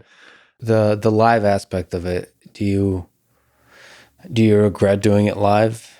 Not at all. I think I do think the content might be like much less sharp and tight than if it were something even that I just recorded like that and then edited later. But I do like something that I do to be out there to show like, hey, this is what it's like raw. This is what it's like when I make mistakes. This is like the pace of thinking. I like the live interaction of it. I think that made it better. I probably would do it on a different channel, I think, if I did a series like that in the future, just because it's a different style. It's probably a different target audience, and kind of keep clean what 3Blue1Brown is about versus the benefits of like live lectures. Do you suggest, like in this time of COVID, that people like Russ or other educators try to go like the shorter, like 20-minute videos that are like really well planned out or scripted? You really think through, you slowly design, so it's not live. Do you see like that being an important part of what they do? Yeah, what I think teachers like Russ should do is choose the small handful of topics that they're going to do just really well. They want to create the best short explanation of it in the world that will be one of those handfuls in a world where you have commoditized explanation, right? Most of the lectures should be done just normally. Still put thought and planning into it. I'm sure he's a wonderful teacher and like knows all about that. But maybe choose those small handful of topics. Do what's beneficial for me sometimes is if I do sample lessons with people on that topic to get some sense of how other people think about it. Let that inform how you want to edit it or script it or whatever format you want to do. Some people are comfortable just explaining it and editing later. I'm more comfortable like writing it out and thinking in that setting. Yeah, it's kind of sad. Sorry to interrupt. It's a little bit sad to me to see how much knowledge is lost. Like just like you mentioned, there's professors, like we can take my dad, for example, to blow up his ego a little bit, but he's a great teacher and he knows plasma chemistry, plasma physics really well. So he can very simply explain some beautiful but otherwise complicated concepts. And it's sad that like if you Google plasma or like for plasma physics, like there's no videos. And just imagine if every one of those excellent teachers like your father or like Russ, even if they just chose one topic this year, they're like, I'm going to make the best video that I can on this topic. If every one of the great teachers did that, the internet would be replete. Yeah. And it's already replete with great explanations, but it would be even more so with all the niche great explanations and like anything you want to learn. And there's a self-interest to it in terms of teachers, in terms of even, so if you take Russ, for example, it's not that he's teaching something, like he teaches his main thing, his thing he's deeply passionate about. And from a selfish perspective, it's also just like, I mean, it's like publishing a paper in a really like Nature has like letters, like accessible publication. It's just going to guarantee that your work, that your passion is seen by a huge number of people. Whatever the definition of huge is, doesn't matter. It's much more than it otherwise would be. And it's those lectures that tell early students what to be interested in. Yeah. At the moment, I think students are disproportionately interested in the things that are well represented on YouTube. So to any educator out there, if you're wondering, hey, I want more like grad students in my department, like what's the best way to recruit grad students? It's like make the best video you can and then wait 8 years. And then you're going to have a pile of like excellent grad students for that department. And one of the lessons I think your channel teaches is there's appeal of explaining just something beautiful, explaining it cleanly, technically, not doing a marketing video about why topology is great. There's people interested in this stuff. Yeah. I mean, one of the greatest channels, like math, it's not even a math channel, but the channel with greatest math content is Vsauce. Yeah. You've like interviewed. Imagine you were to propose making a video that explains the Banach-Tarski paradox substantively, right? Not shying around it, maybe not describing things in terms of like the group theoretic terminology that you'd usually see in a paper, but the actual results that went into this idea of like breaking apart a sphere, proposing that to like a network TV station, saying, yeah, I'm going to do this in-depth talk of the Banach-Tarski paradox. I'm pretty sure it's going to reach 20 million people. It's like, get out of here. Like, no one cares about that. No one's interested in anything even anywhere near that. But then you have Michael's quirky personality around it and just people that are actually hungry for that kind of depth. then you don't need like the approval of some higher network. You can just do it and let the people speak for themselves. So I think, if your father was to make something on plasma physics, or if we were to have like underactualized robotics, Underactuated. Underactuated. Yes, not underactualized. It's plenty actualized. Underactuated robotics. Yeah, most robotics is underactualized currently. That's true. So even if it's things that you might think are niche, I bet you'll be surprised by how many people actually engage with it really deeply. Although I just psychologically watching him, I can't speak for a lot of people. I can speak for my dad. I think there's a little bit of a skill gap, but I think that could be overcome. It's pretty basic. None of us know how to make videos when we start. The first stuff I made was terrible in a number of respects. Like, look at the earliest videos on any YouTube channel, except for Captain Disillusion. And they're all like terrible versions of whatever they are now. But the thing I've noticed, especially like with world experts, is it's the same thing that I'm sure you went through, which is like fear of like embarrassment. Like they definitely... It's the same reason. Like I feel that anytime I put out a video. I don't know if you still feel that, but like I don't know. It's this imposter syndrome. Like, who am I to talk about this? And that's true for like even things that you've studied for like your whole life. I don't know. It's scary to post stuff on YouTube. It is scary. I honestly wish that more of the people who had that modesty to say, who am I to post this, were the ones actually posting it. That's right. Because, I mean, the honest problem is like a lot of the educational content is posted by people who like were just starting to research it 2 weeks ago and are on a certain schedule, and who maybe should think like, who am I to explain, choose your favorite topic, quantum mechanics or something. And the people who have the self-awareness to not post are probably the people also best positioned to give a good, honest explanation of it. That's why there's a lot of value in a channel like Numberphile, where they basically trap a really smart person and force them to explain stuff on a brown sheet of paper. So, but of course, that's not scalable. It's a single channel. If there's anything beautiful that it could be done, is people take it in their own hands, educators. Which is, again, circling back, I do think the pandemic will serve to force a lot of people's hands. You're going to be making online content anyway. It's happening, right? Just hit that publish button and see how it goes. Mm-hmm.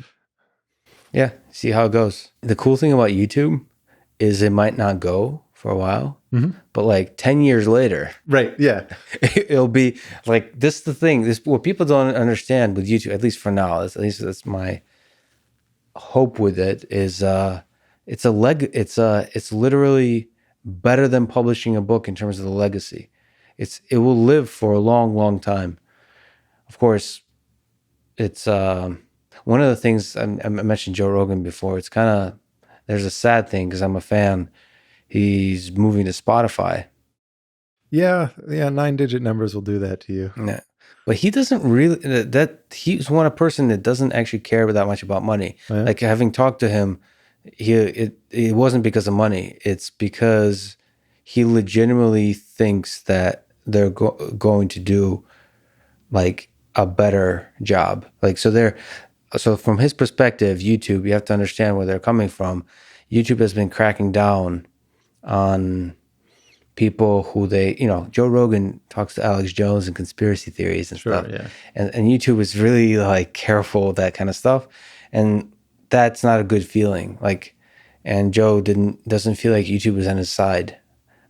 He's often has videos that they don't put in trending that like are obviously should be in trending because they're nervous about like, if this content is this content going to, upset people, that all that kind of stuff, have misinformation.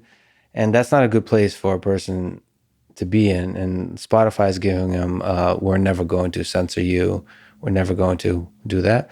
But the reason I bring that up, whatever you think about that, I personally think that's bullshit, because podcasting should be free and not constrained to a platform. It's pirate radio. What the hell? You can't, as much as I love Spotify, you can't put fences around it. But anyway, the reason I bring that up is Joe's going to remove his entire library from YouTube. Whoa, really? I It's didn't going know to that. his full length. The clips are going to stay, but the full length videos are all, I mean, made private or deleted. That's part of the deal. And like that's the first time where I was like, oh, YouTube videos might not live forever. Like things you find, like okay, I Well, sorry. this is why you need IPFS or something where it's like if there's a content link. Are you familiar with this system at all? Mm-mm. Like right now, if you have a URL, it points to a server. There's like a system where the address points to content, and then it's like distributed. So you can't actually delete what's at an address because it's content addressed. And as long as there's someone on the network who hosts it, What was it? it's always accessible at the address that it once was. But I mean, that raises a question. I'm not gonna put you on the spot, but like somebody like Vsauce, right? Spotify comes along and gives him, let's say, $100 billion. Okay, let's say some crazy number, and then removes it from YouTube, right? It's made me, I don't know. For some reason, I thought YouTube is forever. I don't think it will be. I mean, another variant that this might take is like that. You fast forward 50 years, and Google or Alphabet isn't the company that it once was, and it's kind of struggling to make ends meet, and it's been supplanted by the whoever wins on the AR game or whatever it might be, and then they're like, all of these videos that we're hosting are pretty costly, so we're going to start deleting the ones that aren't watched that much, and tell people to like try to back them up on their own or whatever it is. Or even if it does exist in some form forever, it's like if people are not habituated to watching YouTube in 50 years, they're watching something else, which seems pretty likely. Like it would be shocking if YouTube remained as popular as it is now indefinitely into the future. That's true. So it won't be forever. Makes me sad still, but because it's such a nice, it's like just like you said of the canonical videos. Sorry, I don't mean to interrupt. You should get Juan Bennett on the thing and then talk to him about permanence. I think you would have a good conversation. Who's that? So he's the one that founded this thing called IPFS that I'm talking about. And if you have him talk about basically what you're describing, like, oh, it's sad that this isn't forever, then you'll get some articulate pontification around it. Yeah. That's like been pretty well thought through. But yeah, I do see YouTube, just like you said, as a place, like what your channel creates, which is like a set of canonical videos on a topic.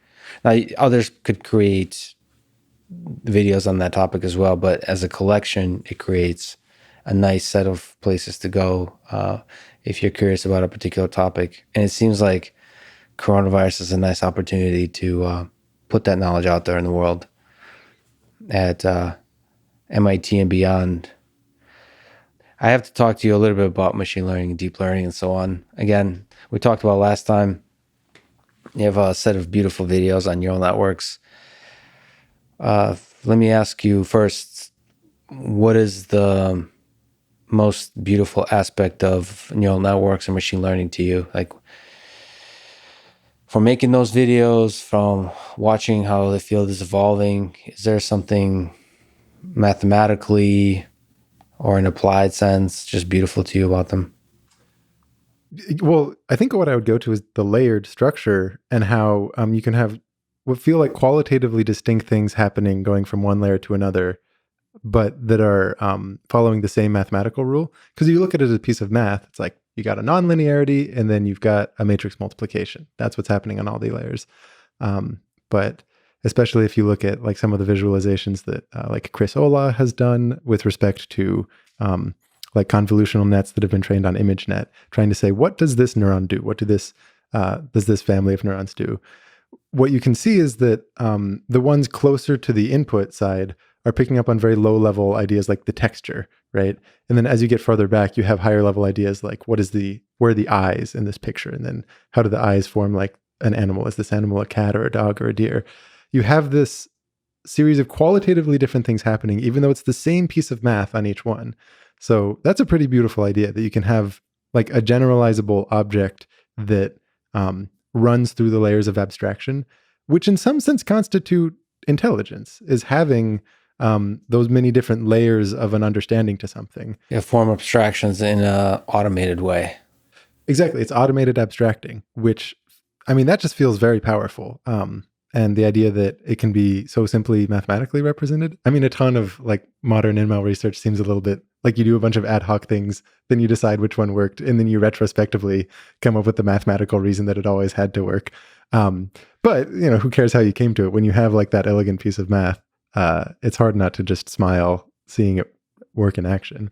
Well, and when you talked about topology before, one of the really interesting things is that's beginning to be investigated under kind of the field of like science of deep learning, which is like the craziness of the surface that is trying to be optimized in neural networks. I mean, the amount of local minima, local optima there is in these surfaces, and somehow a dumb gradient descent algorithm is able to find really good solutions. That's really surprising.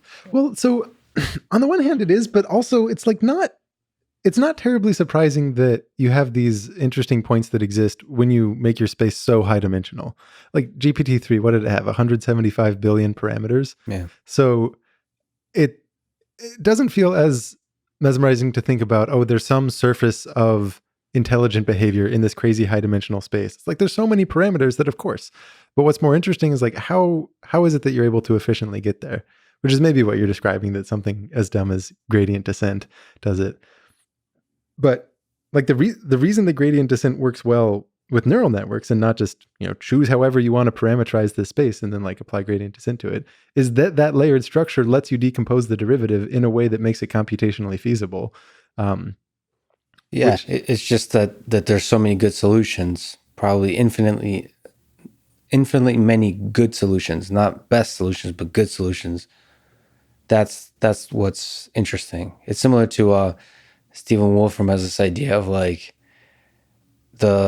if you just look at all space of computations, of all space of basically algorithms, that you'd be surprised how many of them are actually intelligent. Like if you just randomly pick from the bucket, that's surprising. We tend to think like a tiny minority of them would be intelligent, but his sense is like it seems weirdly easy to find computations that do something interesting. Well, okay, so that from like a Kolmogorov complexity standpoint, almost everything will be interesting. What's fascinating is to find the stuff that's describable with low information, but still does interesting things. Like one fun example of this, Shannon's noisy coding theorem in information theory, that basically says if I want to send some bits to you, maybe some of them are going to get flipped. There's some noise along the channel.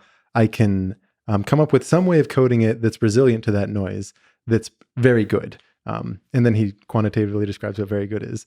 What's funny about how he proves the existence of good error correction codes is rather than saying like, here's how to construct it, or even like a sensible non-constructive proof, the nature of his non-constructive proof is to say, if we chose a random encoding, it would be almost at the limit, which is weird because then it took decades for people to actually find any that were anywhere close to the limit. And what his proof was saying is choose a random one, and it's like the best kind of encoding you'll ever find. But what that tells us is that sometimes when you choose a random element from this ungodly huge set, that's a very different task from finding an efficient way to actively describe it. Because in that case, the random element, to actually implement it as a bit of code, you would just have this huge table of like telling you how to encode one thing into another that's totally computationally infeasible. So on the side of like how many possible programs are interesting in some way, it's like, tons of them. But the much, much more delicate question is when you can have a low information description of something that still becomes interesting. And thereby that kind of gives you a blueprint for how to engineer that kind of thing. Right. Yeah. Chaos theory is another good instance there where it's like, a ton of things are hard to describe, but how do you have ones that have a simple set of governing equations that remain like arbitrarily hard to describe? Well, let me ask you, you mentioned GPT-3. It's interesting to ask, what are your thoughts about the recently released OpenAI GPT-3 model that I believe is already trying to learn how to communicate like Grant Sanderson? I think I got an email a day or two ago about someone who wanted to try to use GPT-3 with Manim, where you would like give it a high-level description of something, and then it'll like automatically create the mathematical animation. Like trying to put me out of a job here. I mean, it probably won't put you out of a job, but it'll create something visually beautiful for sure.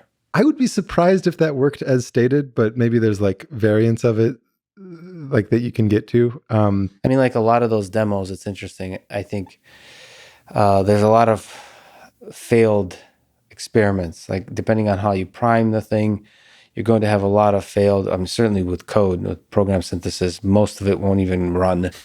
But eventually, I think if you pick the right examples, you'll be able to generate something cool. And I think that even that's good enough. Even though if you're being very selective, it's still cool that something can be generated. Yeah, that's huge value.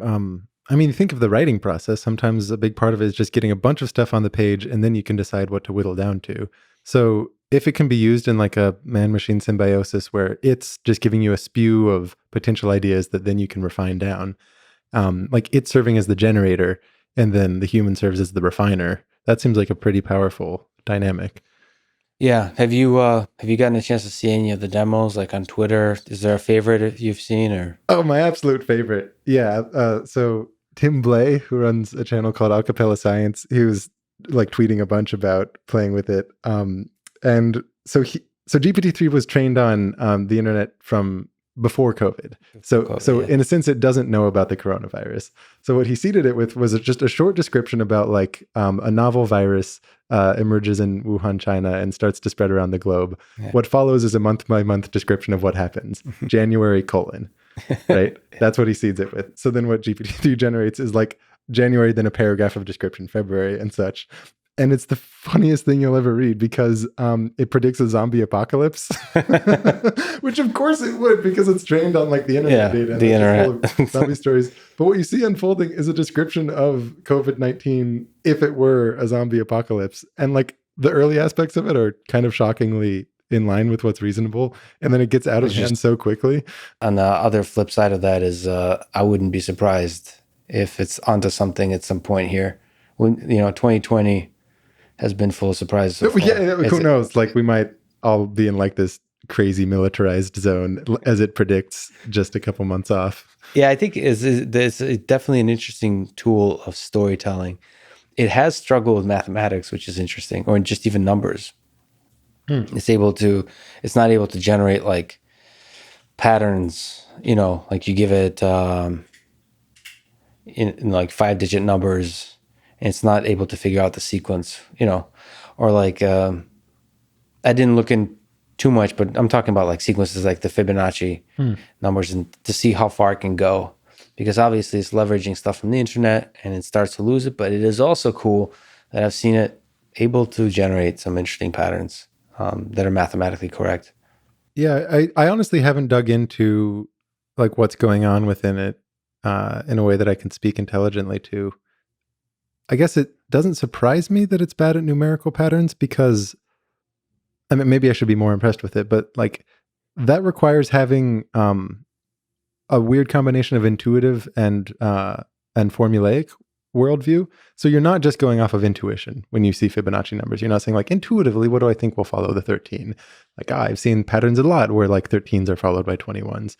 Instead, it's that like the way you're starting to see a shape of things is by knowing what hypotheses to test, where you're saying, oh, maybe it's generated based on the previous terms, or maybe it's generated based on like multiplying by a constant or whatever it is. You like have a bunch of different hypotheses and your intuitions are around those hypotheses, but you still need to actively test it. And it seems like GPT-3 is extremely good at like that sort of pattern matching recognition that usually is very hard for computers, that is what humans get good at through expertise and exposure to lots of things. It's why it's good to learn from as many examples as you can, rather than just from the definitions. It's to get that level of intuition. But to actually concretize it into a piece of math, you do need to like test your hypotheses, and if not prove it, like have an actual explanation for what's going on, not just a pattern that you've seen. Yeah, but then the flip side, to play devil's advocate, that's a very kind of probably correct, intuitive understanding of, just like we said, a few layers creating abstractions. But it's been able to form something that looks like a compression of the data that it's seen that looks awfully a lot like it understands what the heck it's talking about. Well, I think a lot of understanding is like, I don't mean to denigrate pattern recognition. Pattern recognition is most of understanding, and it's super important and it's super hard. And so, like, when it's demonstrating this kind of real understanding, compressing down some data, like that might be pattern recognition at its finest. My only point would be that, like, what differentiates math, I think, to a large extent, is that the pattern recognition isn't sufficient, and that the kind of patterns that you're recognizing are not like the end goals, but instead they are the little bits and paths that get you to the end goal. So that's certainly true for mathematics in general. It's an interesting question if that might, for certain kinds of series of numbers, it might not be true. Like you might, because that's a basic, like Taylor's, like certain kinds of series, it feels like compressing the internet is enough to figure out, because those patterns in some form appear in the text somewhere. Well, I mean, there's all sorts of wonderful examples of false patterns in math. Where one of the earliest videos I put on the channel was talking about you kind of dividing a circle up using these chords, and you see this pattern of 1, 2, 4, 8, 16. I was like, okay, pretty easy to see what that pattern is. It's powers of 2. You've seen it a million times. But it's not powers of 2. The next term is 31. And so it's like almost a power of 2, but it's a little bit shy. And there's actually a very good explanation for what's going on. But I think it's a good test of whether you're thinking clearly about mechanistic explanations of things, how quickly you jump to thinking it must be powers of 2. Because the problem itself, there's really no good way to, I mean, there can't be a good way to think about it as like doubling a set, because ultimately it doesn't. But even before it starts to, it's not something that screams out as being a doubling phenomenon. So at best, if it did turn out to be powers of 2, it would have only been so very subtly.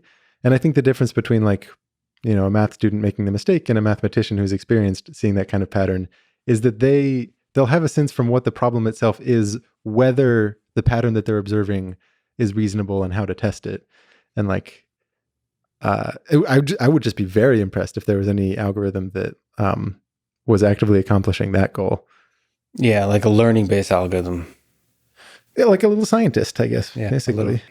It's a fascinating thought, because GPT-3, these language models are already accomplishing way more than I've expected. So I'm learning not to doubt. I bet we'll get there. Yeah, I'm not saying I'd be impressed, but like surprised. Like I'll be impressed, but I think we'll get there on algorithms doing math like that. So one of the amazing things you've done for the world is, to some degree, open sourcing the tooling that you use to make your videos with Manim, this Python library. Now it's quickly evolving, because I think you're inventing new things every time you make a video. In fact, I've been working on playing around with something. I wanted to do like an ode to 3Blue1Brown. Like, I love playing Hendrix. I wanted to do like a cover, of a concept I wanted to visualize and use Manim. And I saw that you had like a little piece of code on like Mobius strip. And I tried to do some cool things with spinning a Mobius strip, like continue twisting it, I guess is the term. And it was easier to, it was tough. So I haven't figured it out yet. Well, so I guess the question I want to ask is, so many people love it, that you've put that out there. They want to do the same thing as I did with Hendrix. They want to cover it. They want to explain an idea using the tool, including Rust. How would you recommend they try to, I'm very sorry, they try to go by about it? Well, and what kind of choices should they choose to be most effective? That I can answer. So I always feel guilty if this comes up, because I think of it like this scrappy tool that's like a math teacher who put together some code. People asked what it was, so they made it open source, and they kept scrapping it together. And there's a lot of things about it that make it harder to work with than it needs to be, that are a function of like me not being a software engineer. I've put some work this year trying to like make it better and more flexible. That is still just kind of like a work in process. One thing I would love to do is just get my act together about properly integrating with what like the community wants to work with, and like what stuff I work on, and making that not like deviate, and just like actually fostering that community in a way that I've been like shamefully neglectful of. So I'm just always guilty if it comes up. So let's put that guilt aside. Just Okay, kind of great. zen-like. Just All right, Zen, like breathe. I'll pretend like it isn't terrible for someone like Russ. I think step one is like make sure that what you're animating should be done so programmatically, because a lot of things maybe shouldn't. Like if you're just making a quick graph of something, if it's a graphical intuition that maybe has a little motion to it, use Desmos, use Grapher, use GeoGebra, use Mathematica. Certain things that are like really oriented around graphs. GeoGebra is kind of cool. I've been playing with it. It's amazing. Cool. You can get very, very far with it. And in a lot of ways, like it would make more sense for some stuff that I do to just do in GeoGebra. But I kind of have this cycle of liking to try to improve Manim by doing videos and such. So do as I say, not as I do. The original like thought I had in making Manim was that there's so many different ways of representing functions other than graphs. In particular, things like transformations, like use movement over time to communicate relationships between inputs and outputs instead of like X direction and Y direction, or like vector fields or things like that. So I wanted something that was flexible enough that you didn't feel constrained into a graphical environment. By graphical, I mean like graphs with like X coordinate, Y coordinate kind of stuff. But also make sure that you're taking advantage of the fact that it's programmatic. You have loops, you have conditionals, you have abstraction.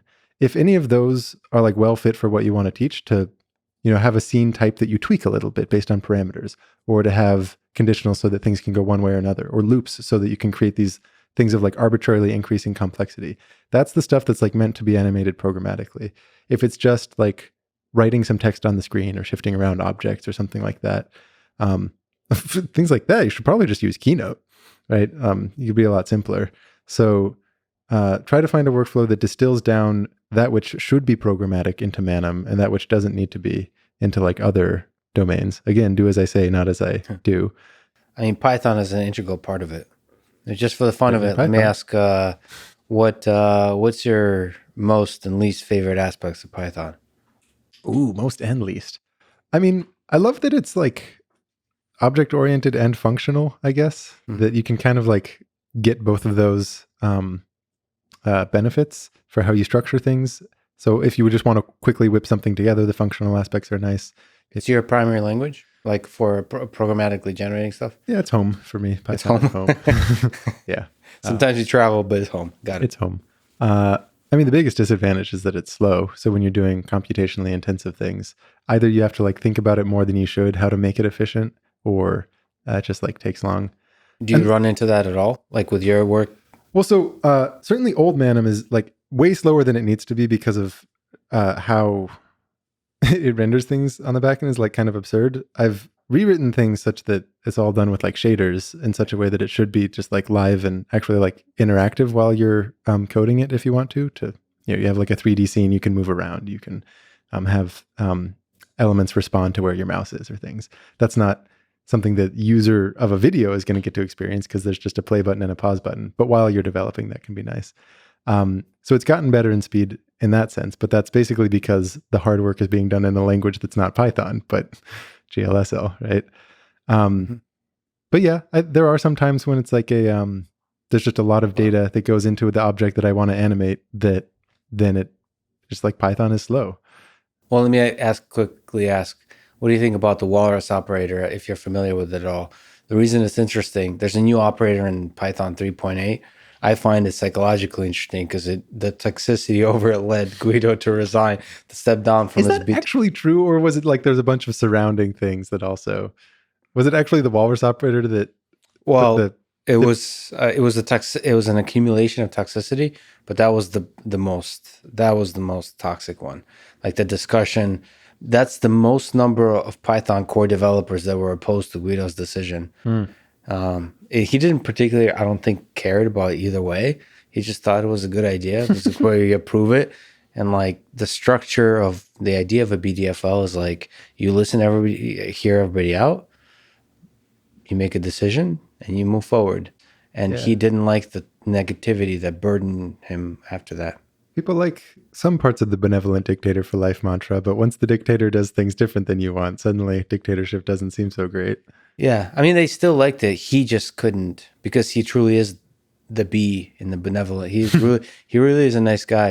I mean, and I think he can't, it's a lot of toxicity. It's difficult. It's a difficult job. That's why Linus Torvald is perhaps the way he is. You have to have a thick skin to fight off the warring masses. It's kind of surprising to me how many people can like threaten to murder each other over whether we should have braces or not, or whether like it's incredible. Yeah, I mean, that's my knee-jerk reaction to the walrus operators. Like, I don't actually care that much. Either way, I'm not going to get viscerally passionate. My initial reaction was like, yeah, this seems to make things more confusing to read. Yeah.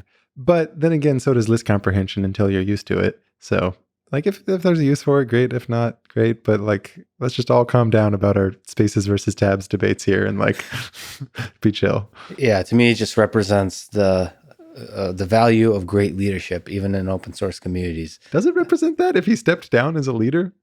Well, he fought for it. No, he got it passed.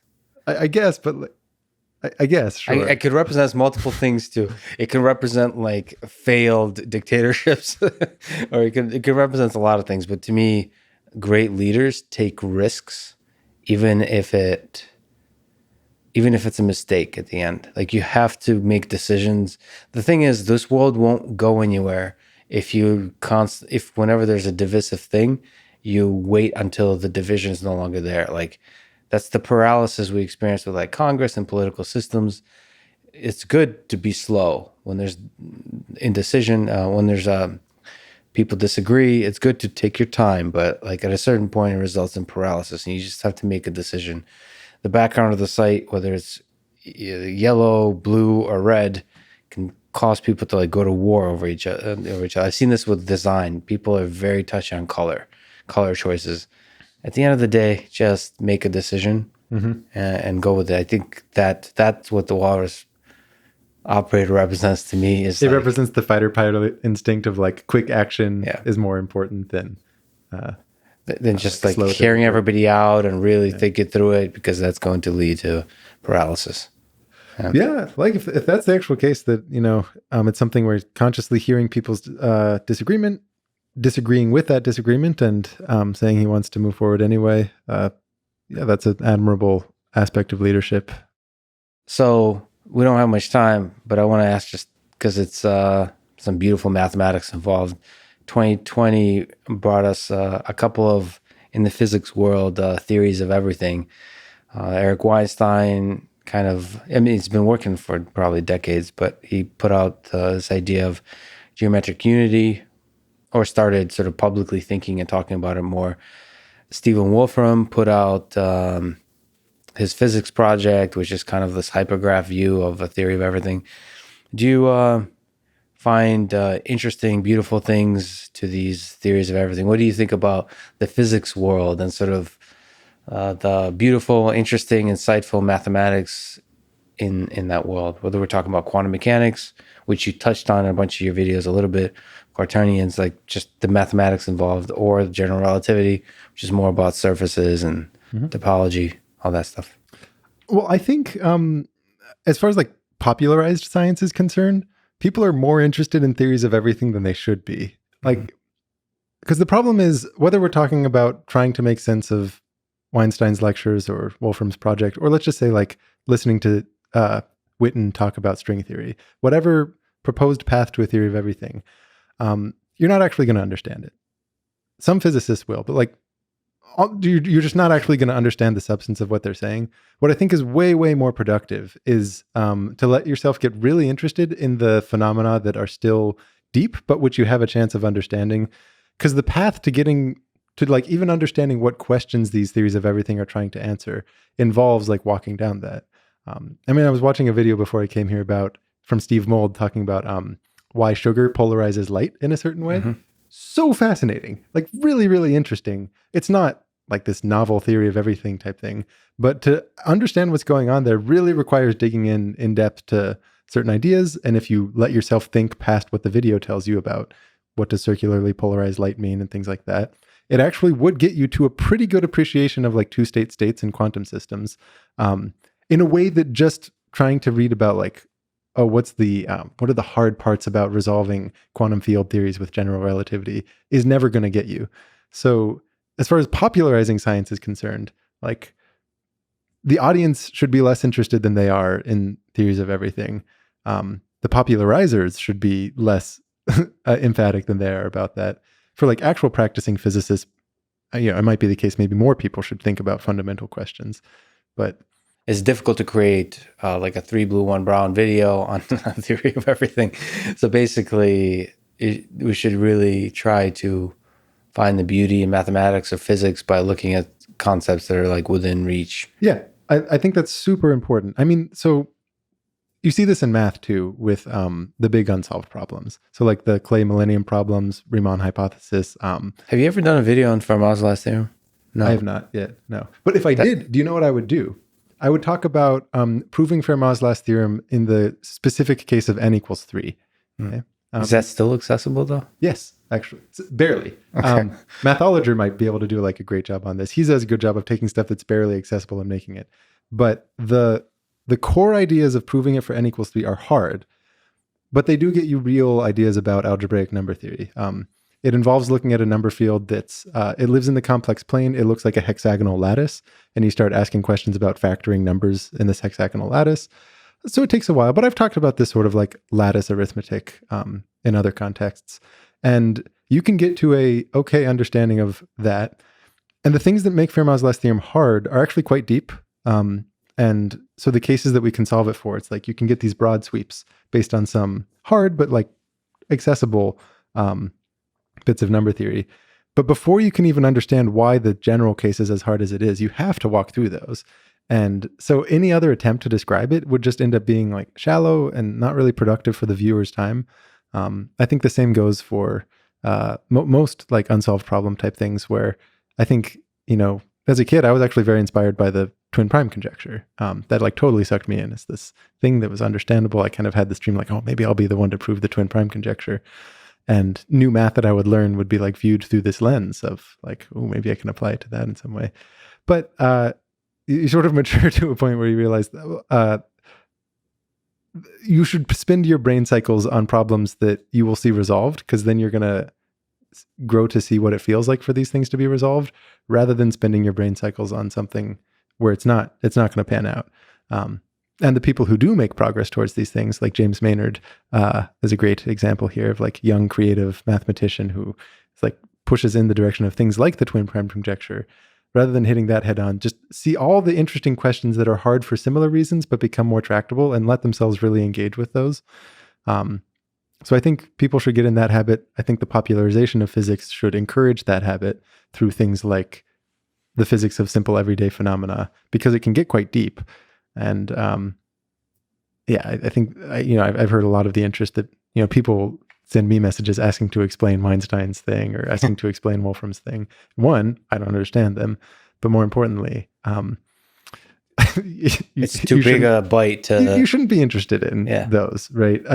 It's a giant sort of ball of interesting ideas. There's probably a million of interesting ideas in there that individually could be explored effectively. And to be clear, you should be interested in fundamental questions. I think that's a good habit to ask like what the fundamentals of things are. But I think it takes a lot of steps to, like, certainly you shouldn't be trying to answer that unless you actually understand quantum field theory and you actually understand general relativity. That's the cool thing about like your videos, people who haven't done mathematics. Like if you really give it time, watch it a couple of times and like try to reason about it, you can actually understand the concept that's being explained. And it's not a coincidence that the things I'm describing aren't like the most up-to-date progress on the Riemann hypothesis cousins, or like there's context in which the analog of the Riemann hypothesis has been solved in like more discrete feeling finite settings that are more well-behaved. I'm not describing that because it just takes a ton to get there. And instead, I think it'll be like productive to have an actual understanding of something that you can pack into 20 minutes. I think that's beautifully put. Ultimately, that's where like the most satisfying thing is when you really understand. Really understand. Build a habit of feeling what it's like to actually come to resolution. Yeah.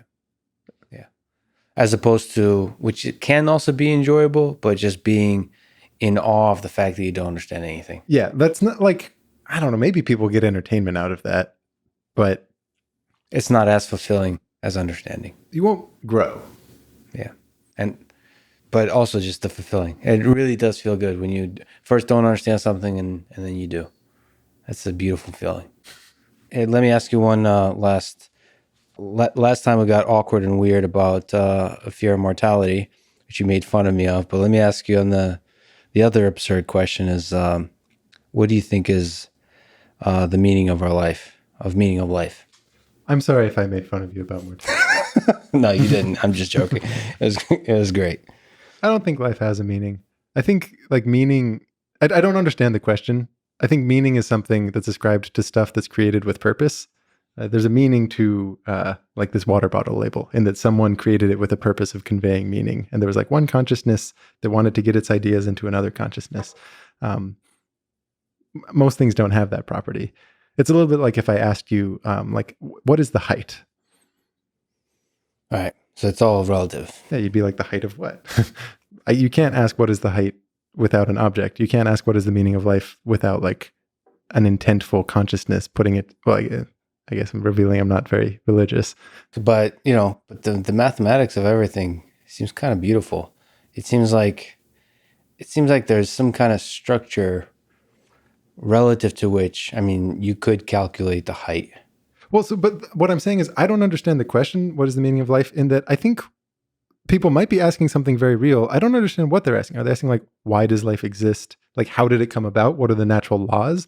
Are they asking, as I'm making decisions day by day for what should I do? What is the guiding light that inspires like, what should I do? I think that's what people are kind of asking. But also like why the thing that gives you joy about education, about mathematics, what the hell is that? Like what? Interactions with other people, interactions with like-minded people, I think is the meaning of, in that sense. So right? Bringing others joy, essentially. Like in something you've created, it connects with others somehow. And the same, and the vice versa. Mm-hmm. I think that is what, when we use the word meaning to mean like you're sort of filled with a sense of happiness and energy to create more things. Like I have so much meaning taken from this, like that. Yeah, that's what fuels my pump at least. So a life alone on a deserted island would be kind of meaningless. Yeah, you want to be alone together with someone. I think we're all alone together. I think there's no better way to end it. Grant, you've been, first time we talked, it's amazing. Again, it's a huge honor that you make time for me. I appreciate talking with you. Thanks, man. Awesome.